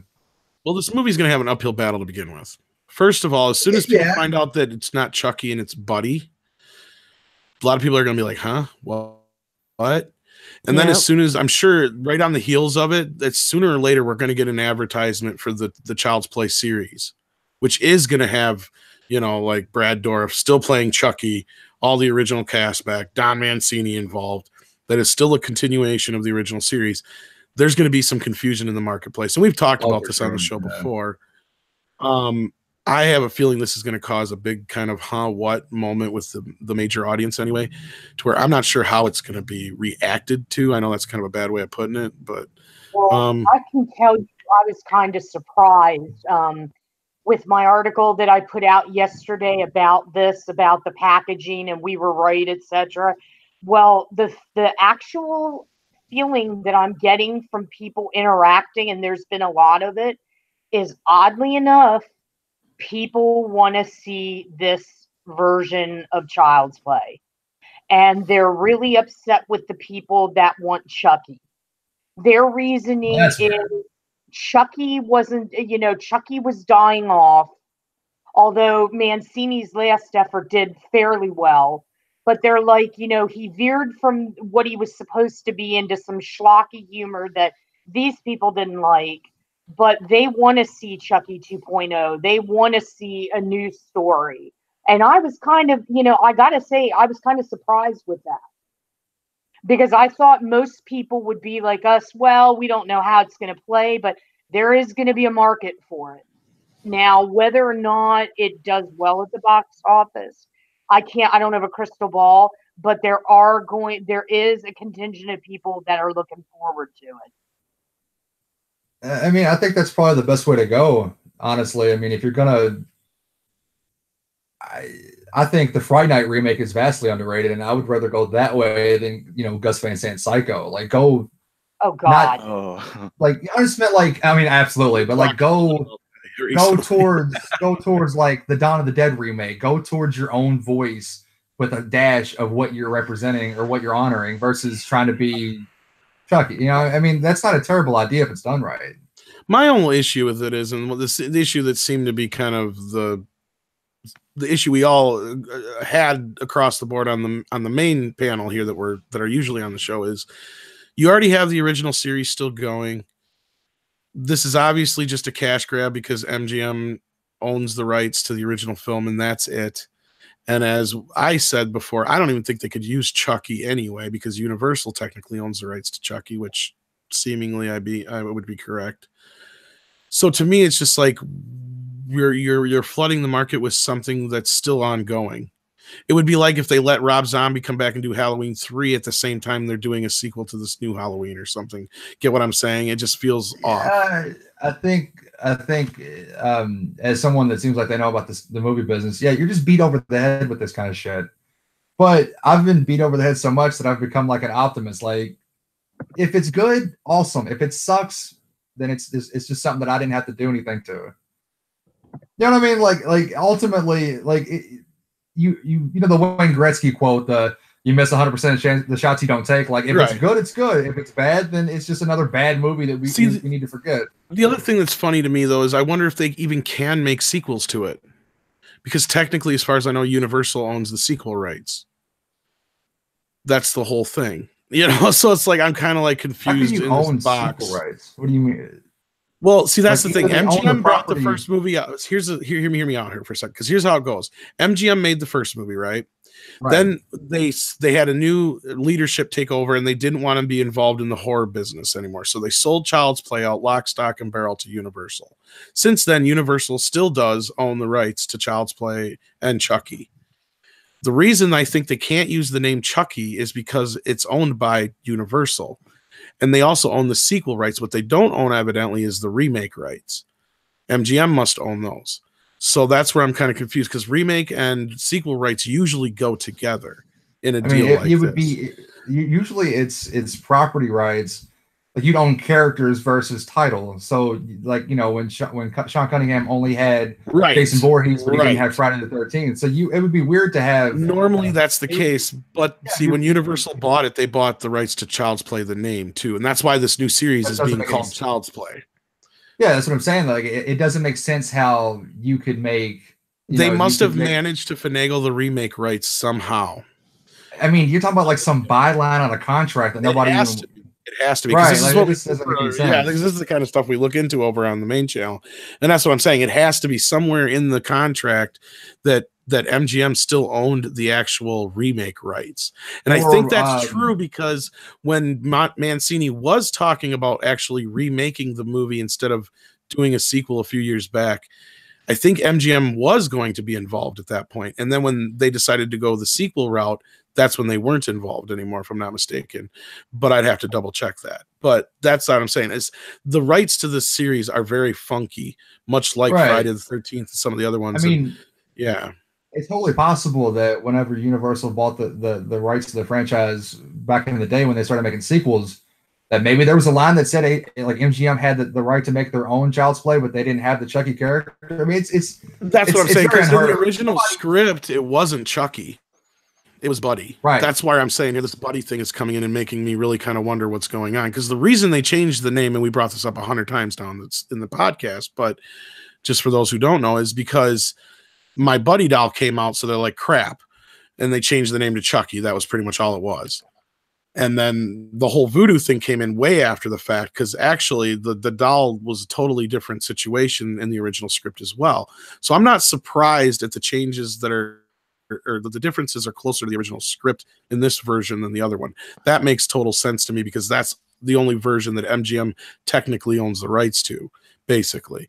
So they don't own any of the other characters past that. So they're not going to be able to bring in a Tiffany type character, probably. They're not going to be able to do any of that kind of stuff. Yeah, but I would think that I'm no Larry Zerner. Like, I don't know contract law exactly, but I would think that MGM would own even the finished script to the original movie. That part, yes, like but the actual character Chucky himself as Chucky, like, that's where I'm kind of like, I don't know if they can actually use the name Chucky, because I know that was even something Susan brought up, I think, that was questioned, because the director kept referring to the doll as Chucky, but somebody else kept pointing out they can't use Chucky because of Universal. And Don Mancini is like totally against this whole thing.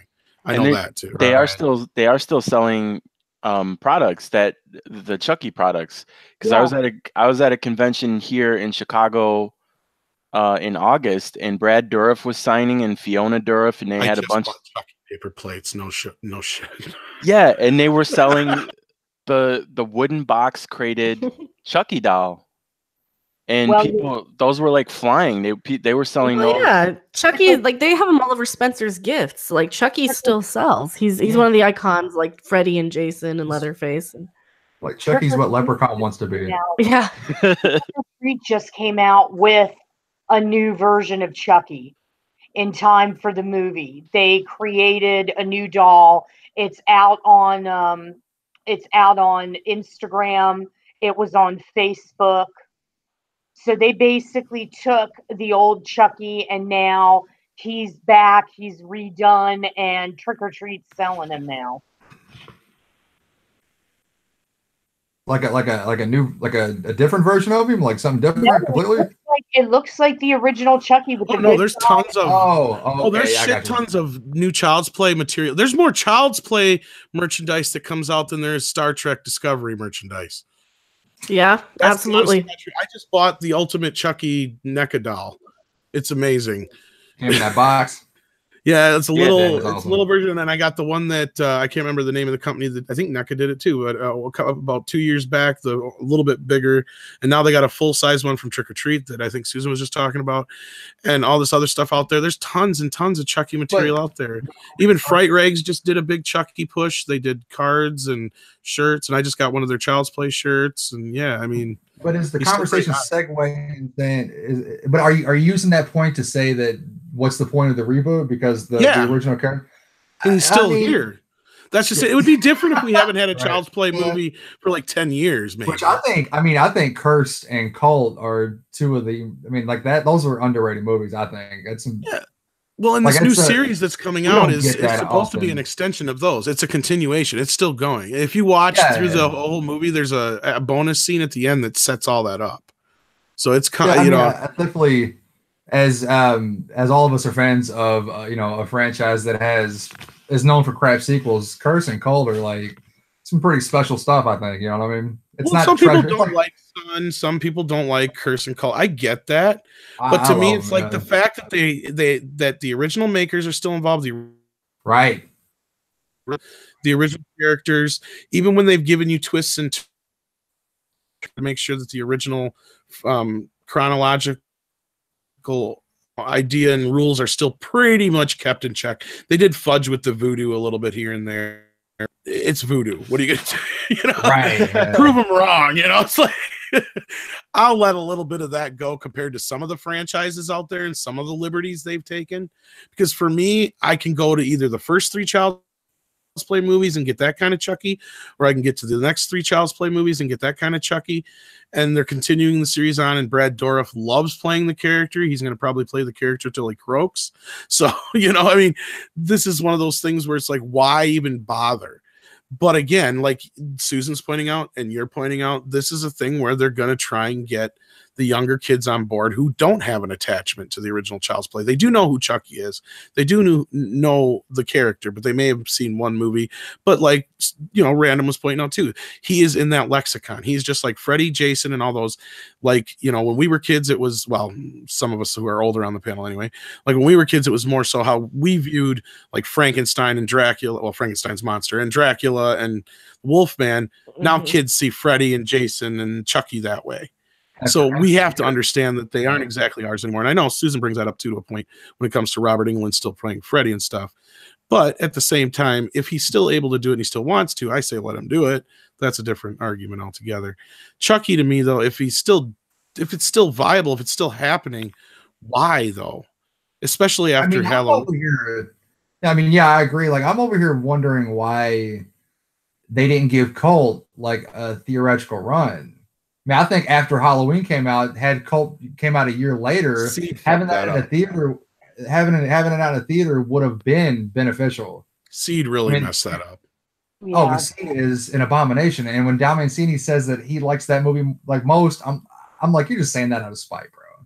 That movie's terrible. I actually have I don't love it. It's like probably still my least of all of them, but I have a soft spot for it because to me, it's still not as bad as most franchises' worst. Oh, good. Oh.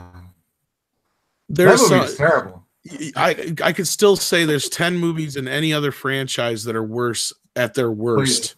Please let's do this right now. Then this is at its bottom. It still hasn't fallen out. That's that's the lowest point for the series, but it didn't. I don't think that was bad. Can you give me like a sequel or two that you feel is worse than that? As far as like from another series, you mean? I think you just said that. Like Halloween 5, for example. Halloween. Okay, all right. Well, Halloween. Well then, geez, you got my respect. Even Nightmare on Elm Street 5 to a point in some places, probably. Even though that's a good concept, but it was just executed very poorly. 2 is worse than 5 for Nightmare. To a point, but see, 2 has 5. 5 is terrible. 2 to a point. And again, it's where movies decided they were going to ignore the rules, even though it's goofy and it's off the wall. Seed of Chucky still does not ignore the rules to a point. Yeah, like I said, they take a little bit of advantage of the voodoo, but I mean, Seed of Chucky is just not intelligent satire. It spends way too much time thinking it's smarter than it really is. But it has the best Chucky rant ever. Yeah, he goes off and he's like, "I have had enough. Shut." Yeah, Brad Dourif. I want to be a doll. I love being a doll. That whole thing. I love that. Right. I agree with that. But other than that, no, I totally get it. It's off the wall. It's not what the rest of the series was in comparison. But as I said, to me, it doesn't go off the rails as much as some sequels do in a lot of. I mean, I think it's satire that isn't as intelligent as it thinks it is. But I think something like the Texas Chainsaw Massacre 2 does what it was trying to do, but successfully. Oh yeah, see, that's one that doesn't get enough credit for sure. Oh that's a sequel that I hated as a kid, and now I think is genius. But there you go. There's a small kid. There's a few Texas Chainsaw ones that are worse than that. Come on, that's great. Great watching right there. Which one, Susan? Texas TCM 2, Dennis Hopper. Oh god. Oh yeah. They have a chainsaw sword fight. Yes. I kind of have a soft spot for Texas Chainsaw Massacre 2, though, since I saw it as a kid. I do too. It's technically kind of, I hate to say it, it's actually my favorite of the series. I think so too for me. I love the first movie, but it's such a bad sequel, but such an awesome movie. Yeah. It's better than the third and fourth and fifth one or whatever, but yeah. I don't know if there was a fifth one, but I mean, if the first one wasn't such an unrelenting masterpiece of freaking terror, I mean, that movie is still terrifying. Then yeah, it's a weird movie, but as I get older, TCM2 it's hilarious. Well, the thing of it is that with TCM and with the original Nightmare, the reason why they're so revered is because we didn't know what the hell to expect. We go into TCM, we hear that John Larroquette, narration. We're like, holy crap, did this really happen? Because I remember the way they used to pitch it for the midnight movies was based on a true story. I was like, Jesus, this is really terrifying. You see that gritty handheld Toby Hooper camera work, which now everybody's doing. Like, it's a new thing. Terrifying. And it's like you watch this stuff and you didn't know what the hell to expect with Freddy. All you knew is you were in for a ride. But then when you go to the sequels, it's kind of like, how are we going to reinvent this? How are we going to make it better? Use the characters in the proper light, be truthful to the canon and all that stuff. And then when you get into like multiple sequels is when you start losing sight of all that. And with Child's Play, I think the video, the way they released it, whenever I see a movie that was hot in like the 80s or 90s, being released video on demand and all that stuff now, I think, wow, this franchise is really fallen. You mean like a new movie? Like Mancini's last year. And you think, wow, I remember when that would have been first run theaters. Everybody would have been there. Now it's video on demand. Not that there's anything wrong with video on demand. I was going to say, because Curse of Chucky's actually very underrated. Yeah. And then, now we get. It does a great job marrying the two different Child's Play tones. Yeah. Because I was kind of pissed at first. I'm like going through the movie. I'm like, what are they doing? Are they ignoring the other movies or what the fuck's going on? Chucky don't look right. I don't like this at first. And then she started peeling back the face and I'm like, oh, genius. Okay. Genius. Motherfucker got me. It's like that happens so rarely in a movie. Yeah. to go back to what Susan was saying about sequels, I think one of the biggest problems with sequels is the franchise. They they base themselves on, this character. And then once they become successful, they don't want to pay the actor or actress anymore. Like if you look at Cursed, the whole movie is about the protagonist. And I think a lot of horror sequels move away from the protagonist, focus on the antagonist. And that's a recipe for disaster. Like as much as the Joker's awesome, without Batman, what's the point of the Joker? Well, you made a good point. I think Mancini realized he couldn't make Chuck, even though Chucky was the star for the last 5 movies or 4 movies or whatever before that. He realized to go back to the original, Chucky couldn't be the star exactly anymore. It was the people we were worried about. Chucky was I mean, that's just basic storytelling. Right. As much as I love Bride of Chucky, I like that movie a lot. The series definitely took a hit when the whole character of Andy was gone. Oh yeah. I mean, because that's why Seed didn't work. And Seed was just a little too cerebral, and like you said, there was a lot of points where it was trying to be too satirical, and it really took some. It is a low point for the series, but Curse brought it back to me in a big way, and a lot of people don't like Cult of Chucky. I get that, but I give them props for trying something completely different. completely different than they've done before. I like Codal. I mean, look at with Seed, like the whole exposition. Like now you have a kid now. I mean, like is it in the new movie? Is the kid gonna have a kid, and then you have an Addams family? Like I just think that like Seed starts to be bigger and bigger, and I'm like, well, then who's the main character, and what are we doing here? Like we need a Laurie Strode. We need someone to tie the story to. Well, and Andy's back. I mean, Andy, well, that goes back to what you were saying. We've been saying, you know, prior to this podcast, is storytelling, even in horror, is, I believe, Hollywood's forgotten how to do that. They've forgotten how to tell a story. It's all about marketing. It's all about gimmicks. It's all about how can we sell this? And sure, you need a business angle. You always do. But at the heart of it, you need words on a page. You need to get actors incentive to participate. And, you know, you don't pitch ancillary products. Maybe now you do. Maybe if you're J.J. Abrams, you go, I want a theme park. Sold. That movie franchise is gold. But we don't have that in horror. And it's like, we need to get back to storytelling. We need great writers. The one thing that I've never understood about producers is that they'll take a movie that they didn't expect anything from really, and it'll break big. Like you know, let's take for instance A Nightmare on Elm Street. So they give Wes Craven a little bit of money and he makes a masterpiece, right? And everybody wants to go see it and they want to be around Freddy. And then they'll make a crap sequel, not thinking about the movies after the sequel. Like you have to make a good movie or they won't come again.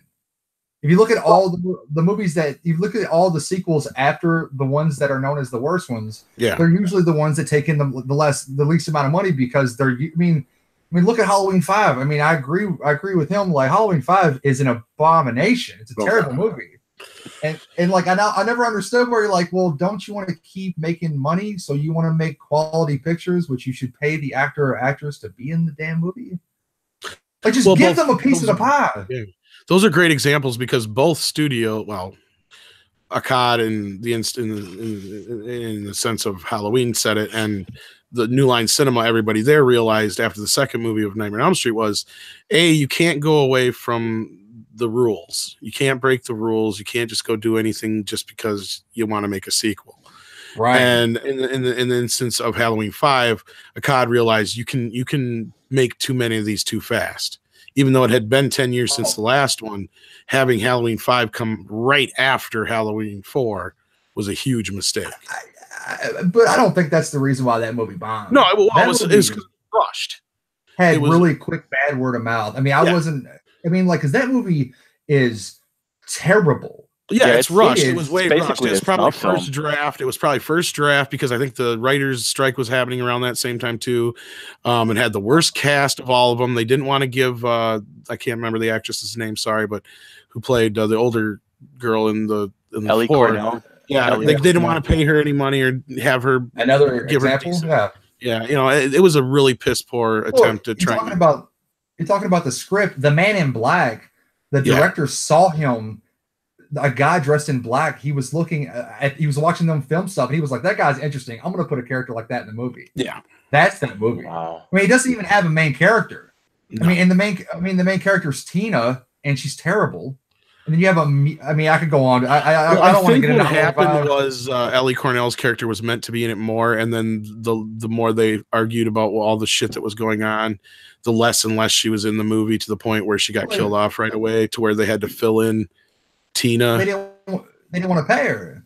Yeah, like, you don't want to pay her, and then like the co-tagonist part of Halloween 4 is massively underrated. Well, and it sounded more like she was more upset with how the character was being treated, and especially her death. Like she really didn't like her death. Did that, and then a lot of people were very upset that they didn't continue the storyline after the fourth movie and made it all kind of like they fudged it with, oh yeah, she did stab her aunt, or whatever, but it was just a thing. You know, it was like, no, you need to follow that up a little bit. You know, you can't just let that lie they made her a mute and then gave her like a weird love interest and then made Loomis super crazy. Like Loomis is the worst sequel character I've ever seen in Halloween 5. It is a bad movie all around. Yes. If you watch 4 and 5 back to back, Loomis is not even. It's his twin brother. No, it's yeah, not even right. the same character. Yeah, we could go on a hate rant on Halloween 5 all day long. No, that's fine. I'm just saying because I could too. yeah. One worst sequels ever in history. It has the worst. It has the Jar Jar Binks of horror movies in it with Tina. Jar Jar Binks. I mean, the cops have the crappy cop, stupid clown noise. Yeah, they literally blow that stupid little horn. Okay. Yeah, and then we'll move on. I'm sorry, it's not my podcast, but it's fine. It's just we're Myers house. That's all. I'm sorry. The Myers house is a haunted castle. Like the Myers house is like a weird dungeon castle. Like, go back and watch the movie. Yeah, like it's strange. I don't understand why that. Like, is it still Illinois or Castlevania? Right, and then out of nowhere they have a huge chain link thing that they can trap Michael with. Like, did you just set that up, or was that just part of the house? Yeah, it's a quagmire. It's like a weird rich guy paid for that movie to get filmed. It's weird. It's a weird movie. I much prefer part 6. Oh, I mean, even 6, as bad as it is, definitely at least it was. Oh yeah. Paul Rudd, man. Paul Rudd had no idea what he was doing yet. And whenever he'd look at the shape, he would just do the thing where he would giggle and then like shake his head to the left. When they did the I think what he was trying to like pretend he was like still like having this like he's been fucked up by the whole thing that happened on Halloween, that he's just not right to begin with. He was trying to do like this thing, and they didn't really explain it well enough or present it well enough in the idea of it, or however you want to put it at all. Yeah, they made him creepy, but they didn't explain why. Really, I mean, you get it. It's because he was Tommy Doyle. You know, he seen the shit that he saw, but he didn't really see that much. It's definitely a thread they didn't take to the end, because he only sees the shape like 2 or 3 times, and he doesn't really see the shape do anything because she sends the kids down the street. I mean, he sees the shape with Annie's body. Does he? Okay, but that's far away, but yeah, it's not like he saw like. That's that. It's not like he's from like about. That's true. Not like Leatherface, Chainsaw Massacre. He wasn't like seeing people get cut up with a chainsaw. Right. He didn't actually. I'm trying to remember if he actually even got to see Laurie even really get attacked. I don't think he did. No. They bounced out. Yeah, because that's the thing. She comes to the door. Yeah, and then they come downstairs. She sends them to the neighbors. So really, all he did was see the shape like once or twice, and that was it. I mean, I think it was conceptually being around pure evil or whatever. I don't know. Yeah, sure. They probably should have took the whole concept to the end, but even in the producer's cut, when there's like more added at the end, he still does the thing where in the producer's cut, he like lays the runes down in order to block Michael Myers from chasing him, and still it's like, okay, he's finally overcoming it, and still he gets up and he giggles at him, and he like shakes his head to the right a couple times, and it's just like, oh god. It was like they told him just do that thing, and that'll inform the character. It's like something they didn't follow through with, or something they didn't explain right, or because that whole movie's a mess, and we got a mini documentary just did on it that covers a little bit of it, but still better than 5. Yes, it is. There was a couple other run through, and then we could probably in the chat before we go, because it is already almost 7:00. Wow, time flies when you're having fun on the horror podcast.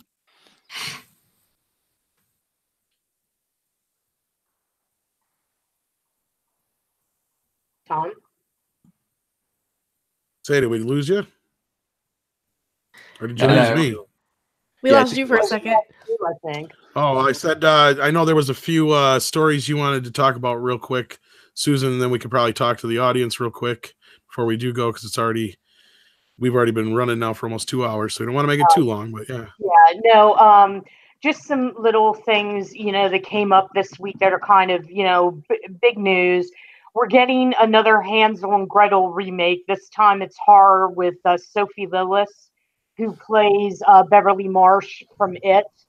So that was kind of big news coming out, with another Hansel Gretel remake. I don't know. I'm kind of on the fence about that one, because the Jeremy Renner and Gemma Arterton Witch Hunters wasn't that great. but this is going to be something different with her, and I like her as an actress.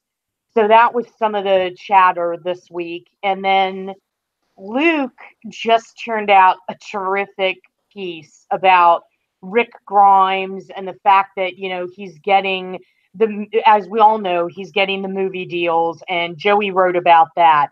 But Luke, why don't you tell us, there's a big thing right now. Everybody's talking about the Easter eggs from Evil Dead in The Walking Dead. How Rick rides up to the Evil Dead cabin, the Necronomicon. So Luke, tell them the Easter egg that they miss. Well, yeah, and it's that kind of the first couple days. We've had a whole episode after Rick is gone. And most of what I've seen on the internet is people talking about the Easter eggs that they missed from his last episode. And that was him riding up on the cabin, like you said, and finding something that could have been the Necronomicon, might not have been the Necronomicon. The thing that I think they missed was the rift from Evil Dead 2 and from Ash versus Evil Dead.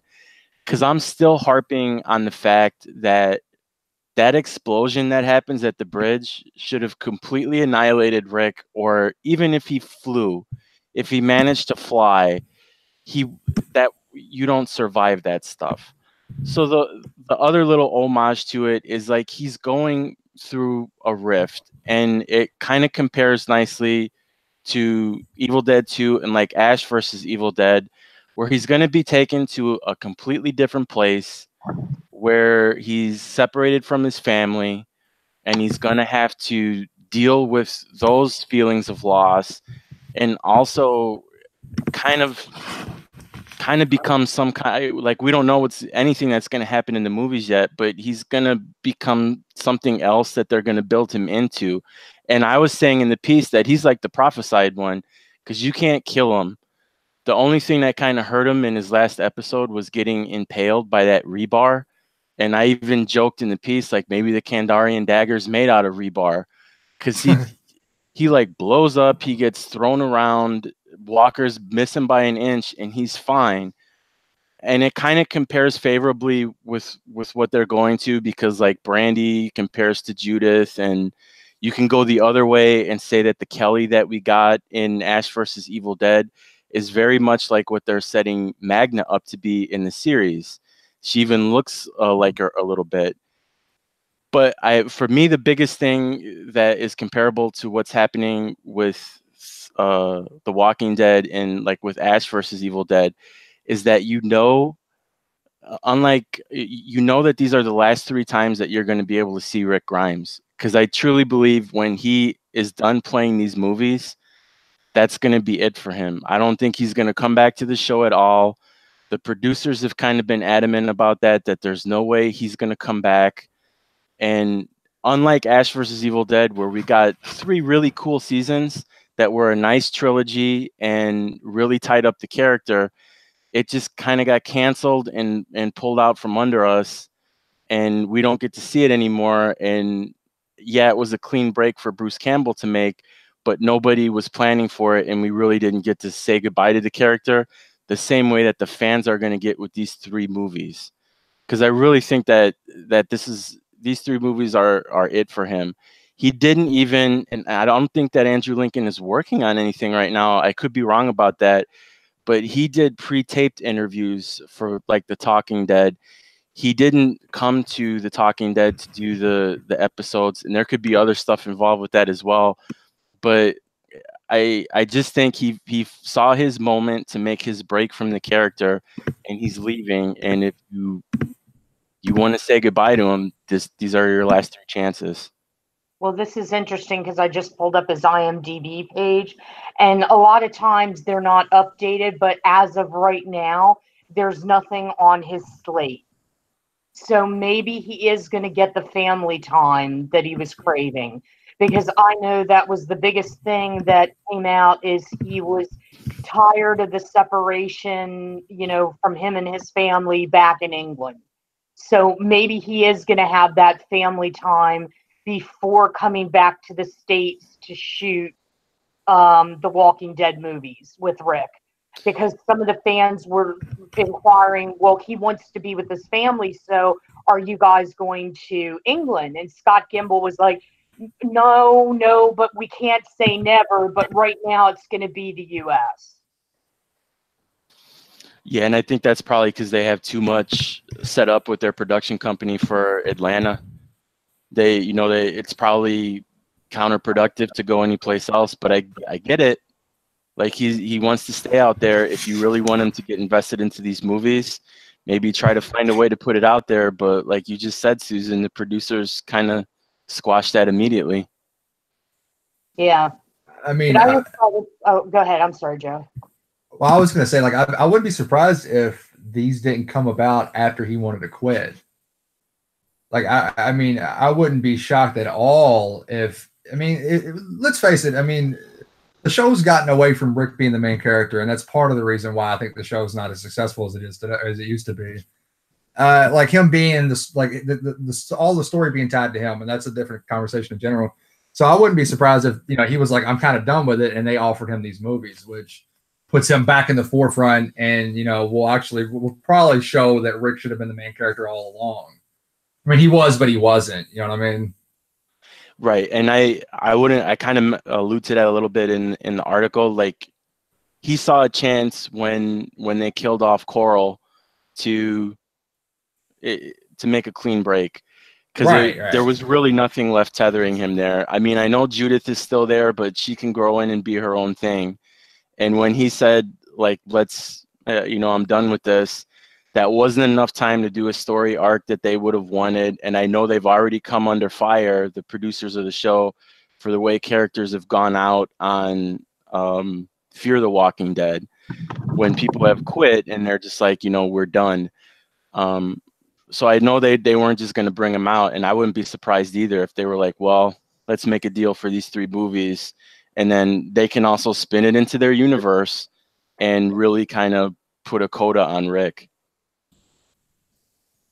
Yeah, I definitely think that. I mean, it's fun if you go back to the original, when the series started with Frank Darabont. Like, it started with a guy in a bed, and then you followed the story through what you're discovering the world with him. And the show got to a point where it was just like Rick wouldn't even be on some episodes. It's like Lost. It's character-driven storytelling, like Lost. Whereas Lost had an overall arc of what does this mean, when the Walking Dead doesn't have that. You're not wondering why the zombies, like, it's not just part of some big mythology or mythological thing. And I think that's why the show sucks. Like, I mean, you had the Negan episode when he kills Glenn, and Abraham, right? Right. That's a great Rick-driven story episode. Like, it's all about Rick and Negan. And then it goes back to the classic Walking Dead stuff, where like you have characters that don't even really mean anything. So I think this, to tie it back, I definitely think these movies are going to bring the Walking Dead back to the way it should be. I mean, honestly, which should have been Rick all along. And I get like why they originally did that, because I think in season 4 they just wanted to give like updates, but it started to get away from Rick even before that, and it just went in so many different directions, and a lot of them weren't really that particularly interesting. So I would agree. I mean, if you look at I'm sorry. No, all I was going to say is, any series that runs for multiple seasons is going to be fraught with problems. It's the rare ones that can keep it fresh. But after a while, things get recycled. And even if you do bring in new characters, sometimes the storylines get muddled, especially when you get new writers. And I know in the case of The Walking Dead, there were a lot of people that did not want to see Negan show up. I think it has to do with you have dumb showrunners. Like, I mean, it's just not the right kind of storytelling for that kind of show. You don't want to have character-driven storytelling. You want plot-driven storytelling, and plot-driven storytelling is done by the world around them reacting or affecting what a main character is going to go through. Like, if you look at The Sopranos, it's not just about mob culture; it's about Tony Soprano. Like, Breaking Bad is about Walter White. It's not about just the meth game. So when you make The Walking Dead only about zombies and not about Rick's journey, then the show became a shell of what it could have been. And I definitely think that when Negan came around, that episode gave a hint to what the show could be, which was one of the best season openers I've ever seen. And then it went back to this crappy kind of was get away from him. Like, why isn't the show all about Rick versus Negan 100%? Like, why is the show not about that 110%?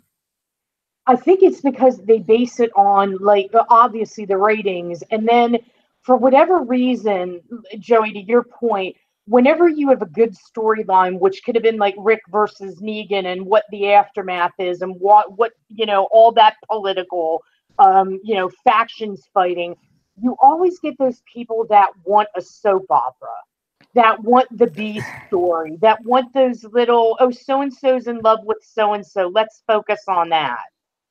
But yeah, it detracts. Yeah, I also think people don't know what they really want. True. Like I don't mean to be condescending. No, I don't mean to be condescending, but like they'll be like, I want this, but I don't know why I don't want to watch it. Like it's more of what I said I wanted, but why is it not as interesting? Right, and then if you just give it to people some elements like that in short shots, it kind of strings you along and you don't get tired of it and it doesn't become the whole episode. Because that season premiere was amazing. And like you said, they just went right back to like, okay, well, let's be afraid of Negan and we don't want anything to happen. And like, we know exactly what's going to happen. We just saw it. I mean, to go to Susan's point, there's nothing wrong with like soap opera elements, like relationships and drama like that. But look at, but Glenn and Maggie is a perfect example of how to do that integrated within the main plot. Like their relationship developed on the A storyline. You can develop characters that aren't their own side plot. It's not like you had episodes where Glenn was by himself, and if you did, it was like he was foraging for food for the main group. Like it was always tied to what the main character was doing, which is trying to survive. But when you have characters that are like C characters, D characters, E characters, and the whole episode's about them, you start to get away from like, man, I came to this restaurant. Why are we on the subway? Yeah. Like why are we so far away from? Yeah, like it's not as powerful. It's not as, Laurie Strode, Halloween, like Rick Grimes was the Laurie Strode of Walking Dead, right? And then he wasn't. And then he wasn't. And then he wasn't. And then the show got really crappy. And then people stopped watching. And AMC's like, what can we do? Well, I know what killed it for me was when, and I've said this on the podcast before, like I think after 4 seasons or so, I kind of stopped being super interested. And then I think it took another season or so for me to realize, oh, every time they split up, we spend a season getting everyone back together just for them to split up again. And what happens in between that is not super interesting. And that's kind of what killed it for me. So I'm like 4 seasons behind on The Walking Dead. I didn't even get to Negan.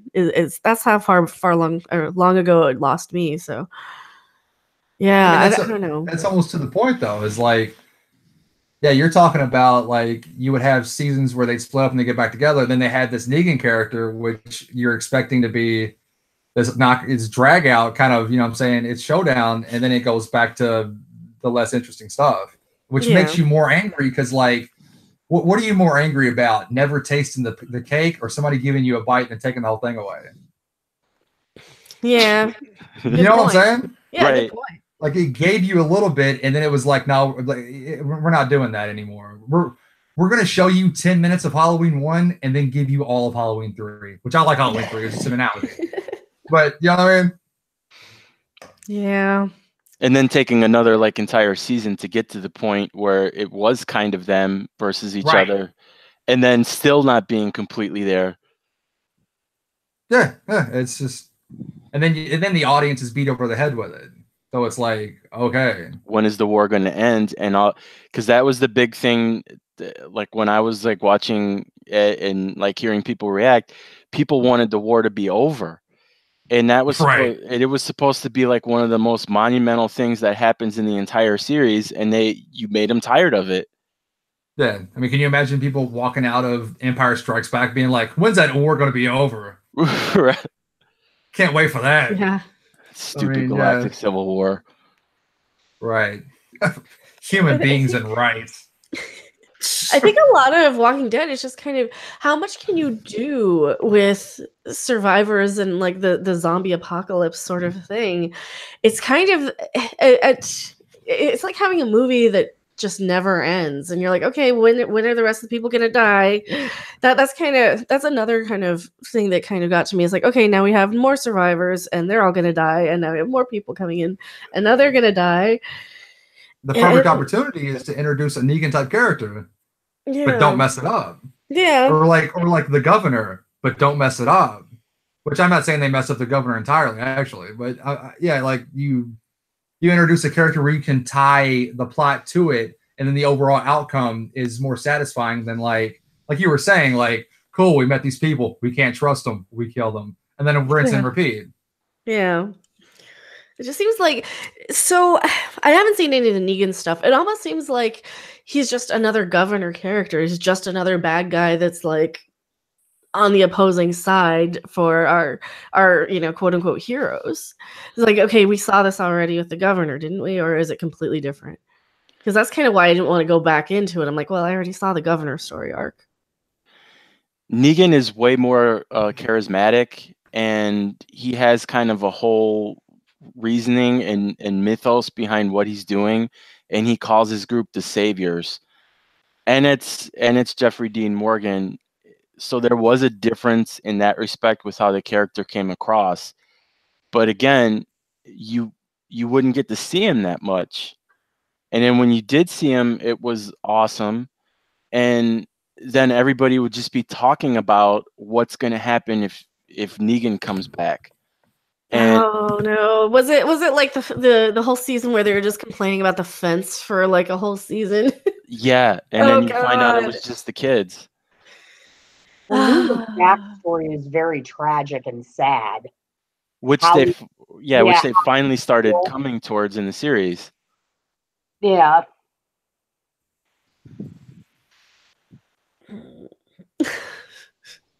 Yeah, at the end of the day, you still have to kind of make it interesting, you know?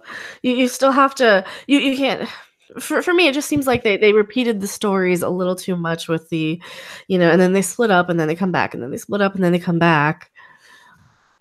And it's like, okay, I think this could be a good, like, 5-season series. And now how many seasons are we in? 8, 9, something? 9. 73? Right. Yeah. Yeah, it's time to let it go. It's like the soap opera stuff that Susan's talking about, where like you have characters just waxing about exposition. Like, I used to work at a Kmart. Nobody cares. Like, it doesn't do anything to the story. Learn about the characters when they react to a plot that you give them. Or sit there and talk about a plan for 2 hours that takes them 10 seconds to execute. Right. Yeah. It's like, cool. It's like watching the QVC network, but never trying the product. Yeah. Like, it's just back in the Abbott days, everybody would bitch. Oh my God, the episode's over. We need it to be an hour. No, we don't. Then it'll be The Walking Dead.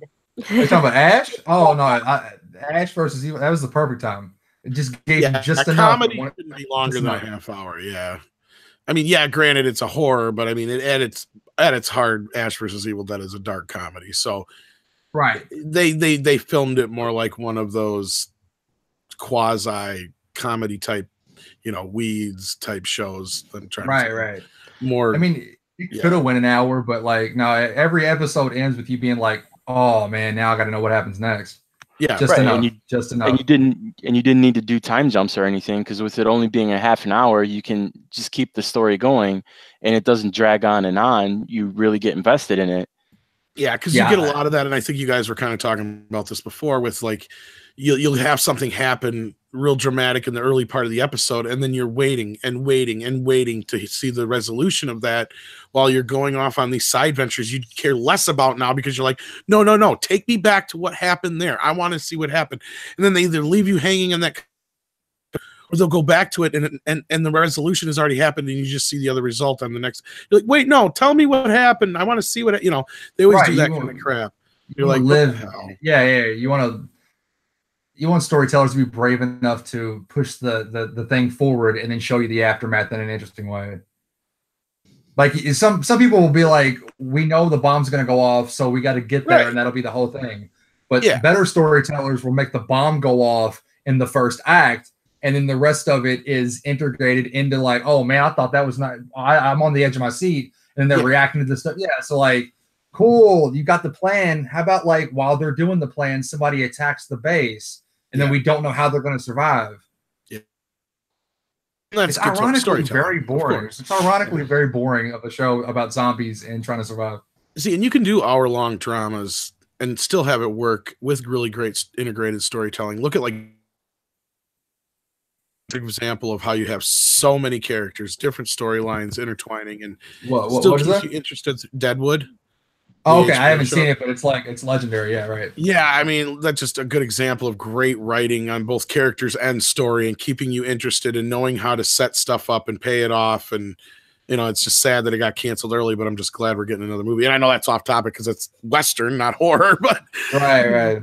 But no, and that's the thing is, to keep these shows fresh, you got to find ways to do it. And I get that. And when you're going through so many characters that I've never even seen The Walking Dead, and I brought this up before when we've talked about it, but when you get into so many characters that are in that show, it gets, you get to a point where it's like, who are you supposed to follow? And that gets really tiring in a show too.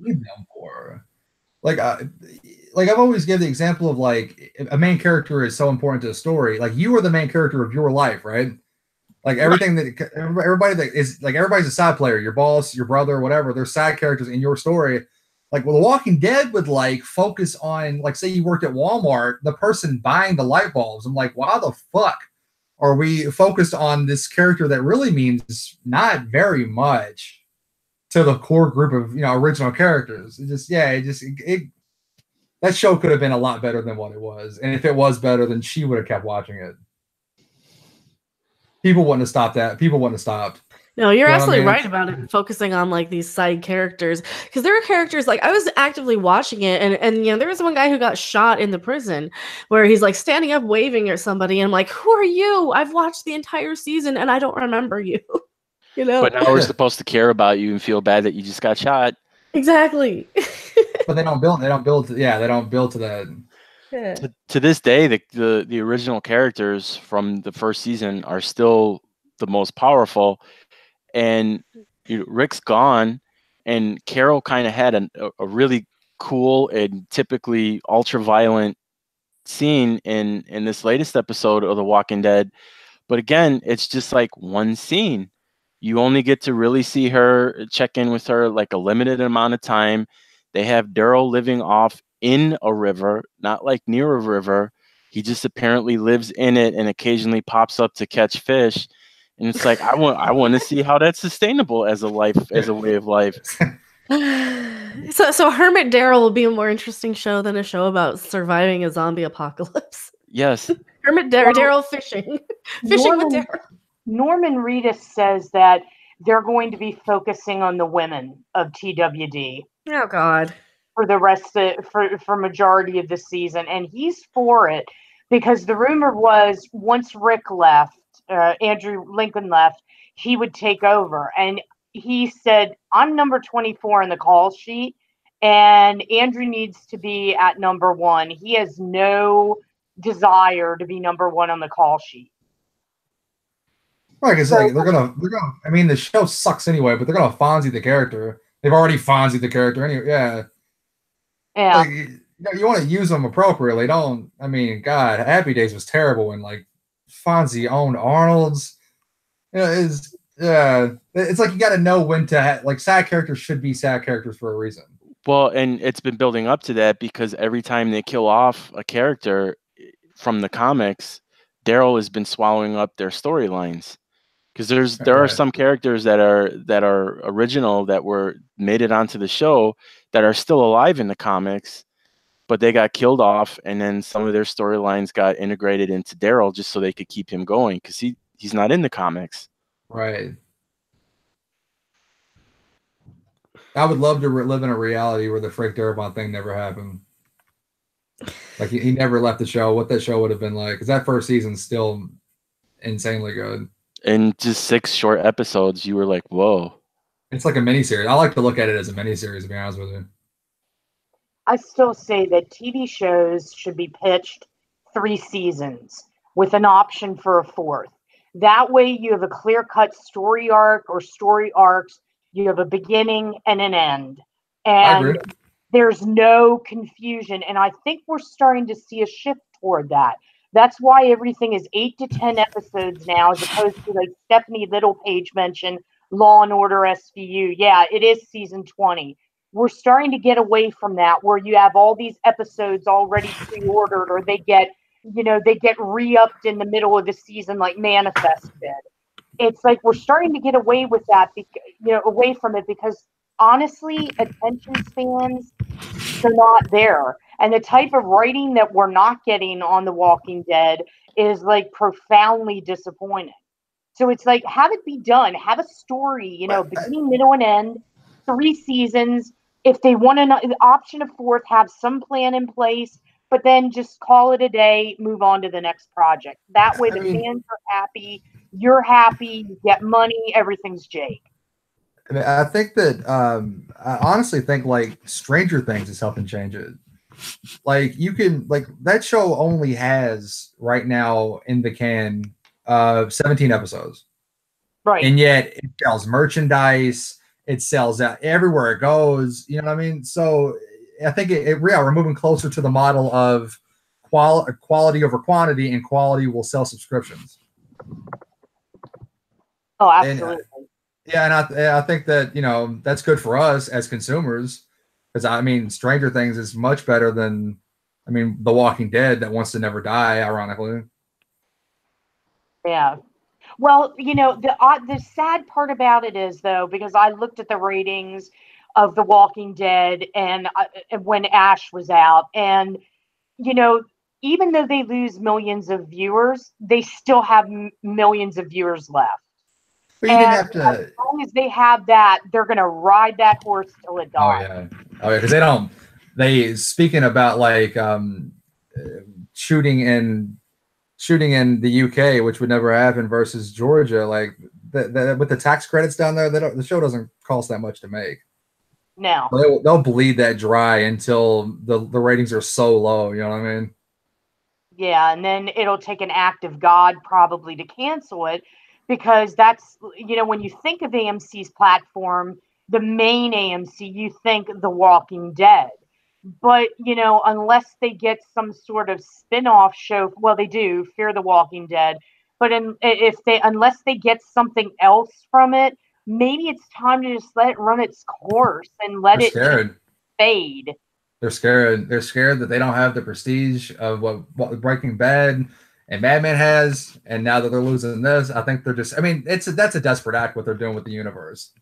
They're just scared that they can't. They're, instead of developing new shows, all they want to do is take The Walking Dead. Like, I don't know if there's any wrestling fans in the house, but like some straight WCW stuff.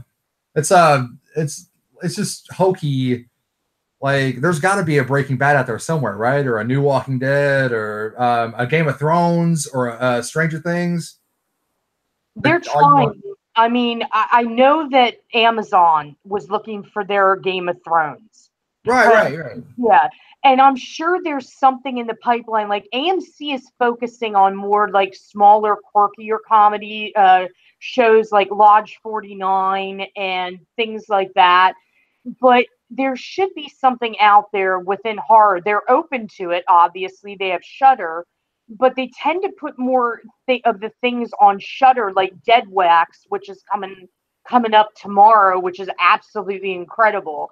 It's like, I think they're putting more of that on Shudder, when maybe they should think of something to replace The Walking Dead. And you're absolutely right, Joey. I don't know what's in their pipeline. Maybe they are. But they have to plan for a day when this is going to end, because I'm sure every time they open up the Nielsen's, they're like, holy shit, now we lost 5 million viewers. It's just weird that they're doing this now. It's like the Simpsons movie years later. Like, why are you trying to open up the universe now? Because you're desperate that this gravy train's coming to an end. That people are just going to be tired of it. It's fine. Everybody has their place, but you can develop a new show, and then you can be the people that once had The Walking Dead. Now you have this. That's what I was saying. I'm not talking about like other networks. Just the AMC seems to be only wanting to expand this concept instead of developing. mean, you said they have the law. They're doing other shows, but it definitely seems like a desperate move. To me at least. Yeah. You know what I'm saying? Like, why do it now? Why not do it whenever you guys are rocking 12 million viewers weekly? And maybe that's where some of those storylines could have went. Right. Like, instead of watering down your main product. Oh yeah. I mean, again, like with sci-fi, like AMC, like The Walking Dead, AMC's, they're a victim of their own decisions. Maybe if you wouldn't have made it watered down and crappy, then people wouldn't have tuned out and you wouldn't have to stretch it so thin. Well, Scott Fretwell in the chat brought up a good point. They made one so people would quit asking, Fear the Walking Dead. But how, I don't know how that's doing in the ratings compared with the parent. I'm pretty sure it's even a shell. Like whenever it first debuted, it wasn't. It probably had a huge original debut, but I don't think the numbers were stellar. They weren't as stellar as they wanted. That's why they made. That's why they brought. What's the character's name? Morgan. Yes, which I love that character, but that's why they brought Morgan, because the people weren't watching, so they're like, we got to put some Walking Dead faces on the show. And then apparently that didn't do enough either. I don't think it did. No, and I think they also lost a lot of their original cast who weren't like, at least a couple of them were not written off the show. They wanted to go do other things already. Right.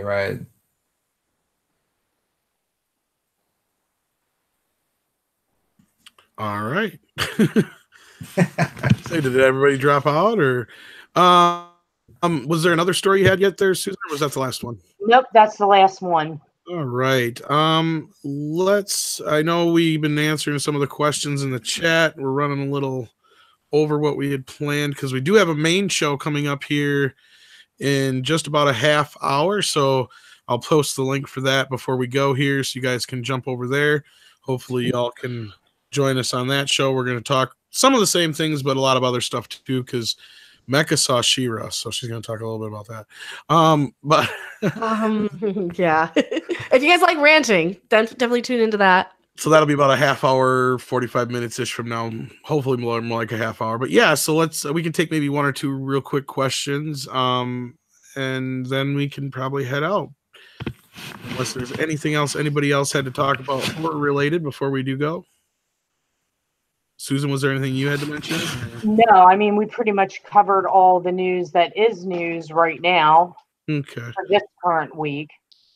Well, until next week when a bunch of news drops at the last minute. Yeah, true. Let's see here. Did we have any really good questions that you guys wanted to address in the chat at all? Well, Man of Action asks, any word on the Romero show? Is it still a go? And I'm trying to figure out what Romero show he's talking about. I think he may be talking about the Creep Show on Shudder. I mean, that'd be the only thing I'm thinking of. Nicotero? Okay. Yeah, I mean, I'm assuming that's probably what he's talking about. Yeah. That one is still, it's still happening. He talked about it at New York Comic Con. Dropped a few things. We wrote about it at 1428 Elm. You can check out that article. It's definitely in the works. We have a poster. There's probably, I'm thinking next year sometime, probably at the beginning of the year, we're probably going to get more information, like a trailer. But I know it's coming. That's all we know thus far. I mean, I definitely think that it's probably one of the better or the more, the bigger things to be excited about coming along. Honestly, because with everything that Greg Nicotero's done for The Walking Dead and AMC's going to take care of him. And the fact that it's going to be on Shudder, I mean, they're gonna let him do what he wants because I think he's earned it. So yeah, it's definitely something to be excited about. Yeah. Well, as long as they don't do what Jordan Peele is going to do with the Twilight Zone, I hope it's just a one-off where he does an homage to the original and then gets into his own story. So I hope Nicotero doesn't mine all of the creature movie. There was nothing on the plot. I don't think he will, but I'm kind of hoping that doesn't happen. I know somebody in the chat asked us about Overlord. Has anybody on the panel seen Overlord yet? Not yet. I have not. Nope. No, I haven't, but hear great things. Yeah. And that's kind of par for the course, I think. Right.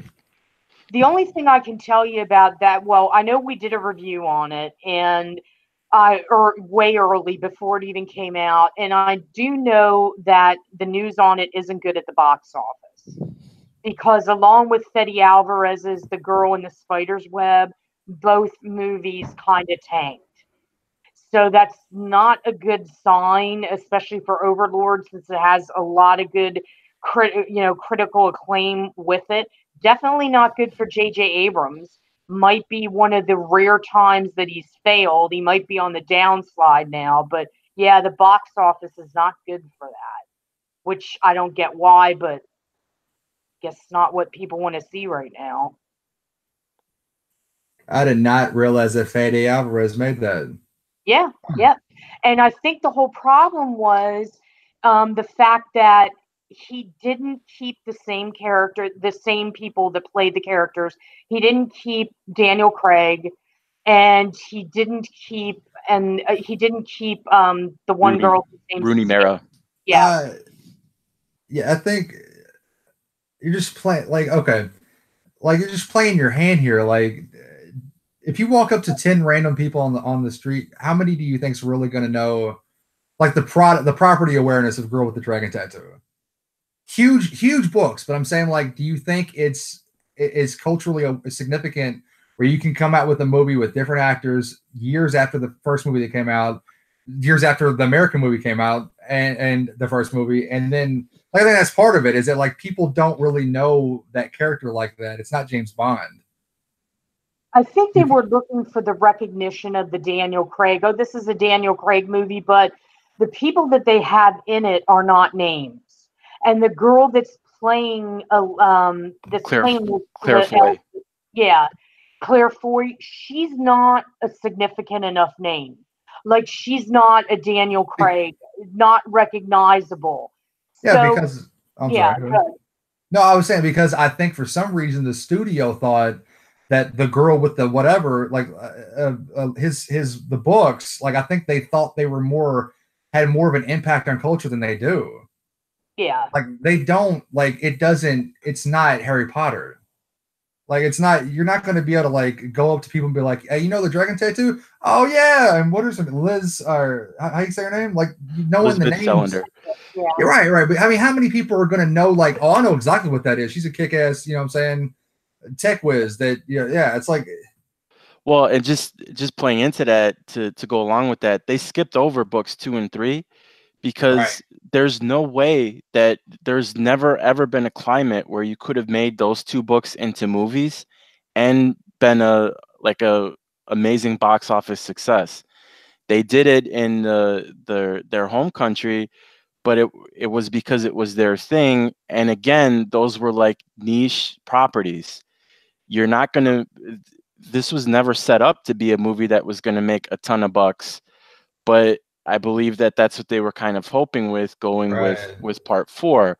And the Daniel Craig character, Mikhail Blumkist, he's barely in this movie, and they really focus on the part that he's kind of like a fuck up and really only survives a lot of the time when he does because of Claire Foy. And I think the sad part about it is Claire Foy is, like, actually really good in the movie, and she's had a good year. She was in Unsane and she was in First Man, but, like, First Man really tanked at the box office too. This is tanking hard, and it's there was too much for them to expect this to be like something they could hang their hat on. Yeah. And I think they should have known that just by the fact that they had to skip over the 2 movies that would have explained her story so much. And it's sad that Fede is kind of caught up in that, because he did his best. He did what he tried to do, but he was up against, his back was against a wall. And I'll tell you, when I saw this, he did a great job with that book. He actually got, because the 4th book isn't even that great, but he really did a great job getting to the essence of that and making it a really good movie. But like you said, it was not a winning situation. No. And the poor guy, every movie that he's done thus far has been a situation where his back is up against the wall, except for Don't Breathe, whenever he takes on somebody else's property, it's like, holy hell, Betty, get your flak jacket because shit's going to hit the fan. So hopefully, I know there was talk about Evil Dead 2. There isn't a script, but I'm hoping he goes to Don't Breathe 2 if that's what he decides to do. So that's his original property, and he can get back to that for a bit. That's just my hope for him. Yeah, that was a good movie. Yeah, it's called like Hold Your Breath. I would call it that. To go. I mean, I know we need to wrap up, but the Fede thing. I mean, people genuinely like that original Evil Dead movie, even though he kind of met some blowback originally. Yeah, I mean, it's still I don't very know why it sucks, but what'd you say? I'm sorry, I said I don't know why people like that movie. It sucks, but yeah, I mean, there is still a lot of blowback though, especially from Evil Dead purist fans that they don't like it. They hate it, and it's like a war zone whenever you bring it up. So it's very polarizing. Oh yeah, I hate it. I think it's complete trash.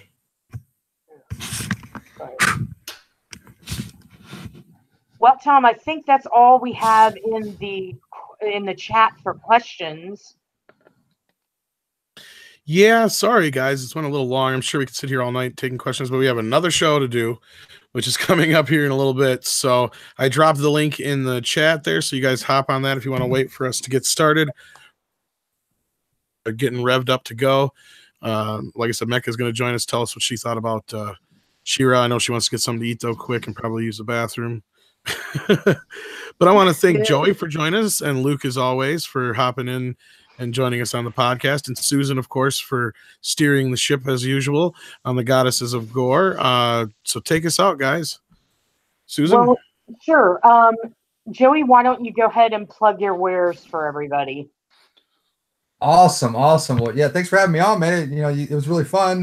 You can catch me at the site, 1420elm.com. Me and her, we got a big gang of writers. Me and her help run it, and you can catch me there or on Facebook. You can respond on some of my articles there, or on Twitter, which I'm going to be honest with you, I'm not really too active on Twitter, but it's @SlasherSavior. I don't know what that means, but it just came up with it one day. And yeah, just add me if you ever want to talk about any of the articles or anything about horror. I'll always down to talk about terror. So, hey Joey, how about not Joey? I'm sorry. Hey Luke, how about you? Yeah, you can find me also at 1428elm.com. On Twitter, I am at Big Luke Lucas, and on Instagram, I'm at Big Luke 1980. And I just want to remind everybody that going green hurts. Great. That was Put awesome. that on your Twitter profile. Well, everybody, you can find me at, of course, 1428 Elm. You can get us on Facebook. You can also find us on Instagram at 1428 Elm, and we throw up a lot of interesting pictures, a lot of interesting discussions. You can get me personally. It's Susan on the Ledge on Twitter. I'm also on Facebook.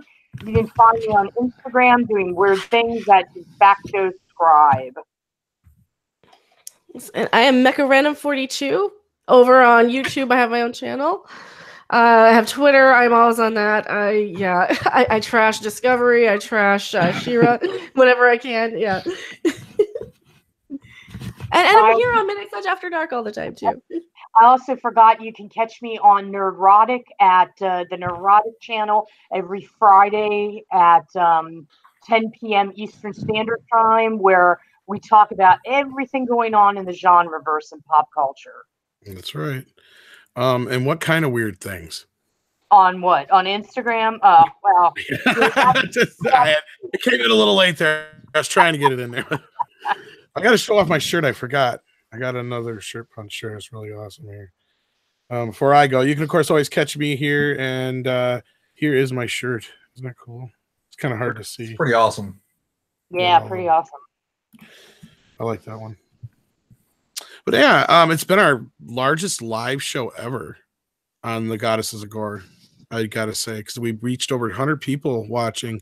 Thanks so much to the audience for joining us. Don't forget to check the subscribe and like button and the all that kind of stuff, and share it so people see it. That's how we get more people to watch. So, Susan, you were just going to say.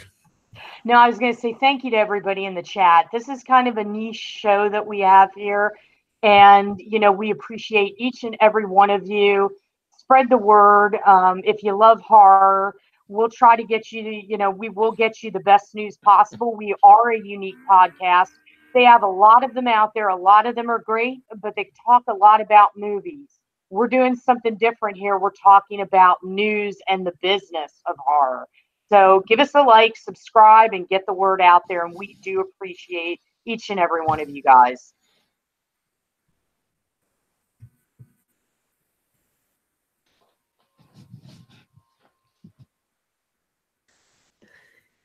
Whoops, I was muted. I was talking to myself for a second there. So yeah, I want to thank you guys so much for joining us once again here on the Goddesses of Gore on Midnight's Edge After Dark. Remember to jump over to the live stream right after this. So check out that link in the chat there. Thanks again, guys.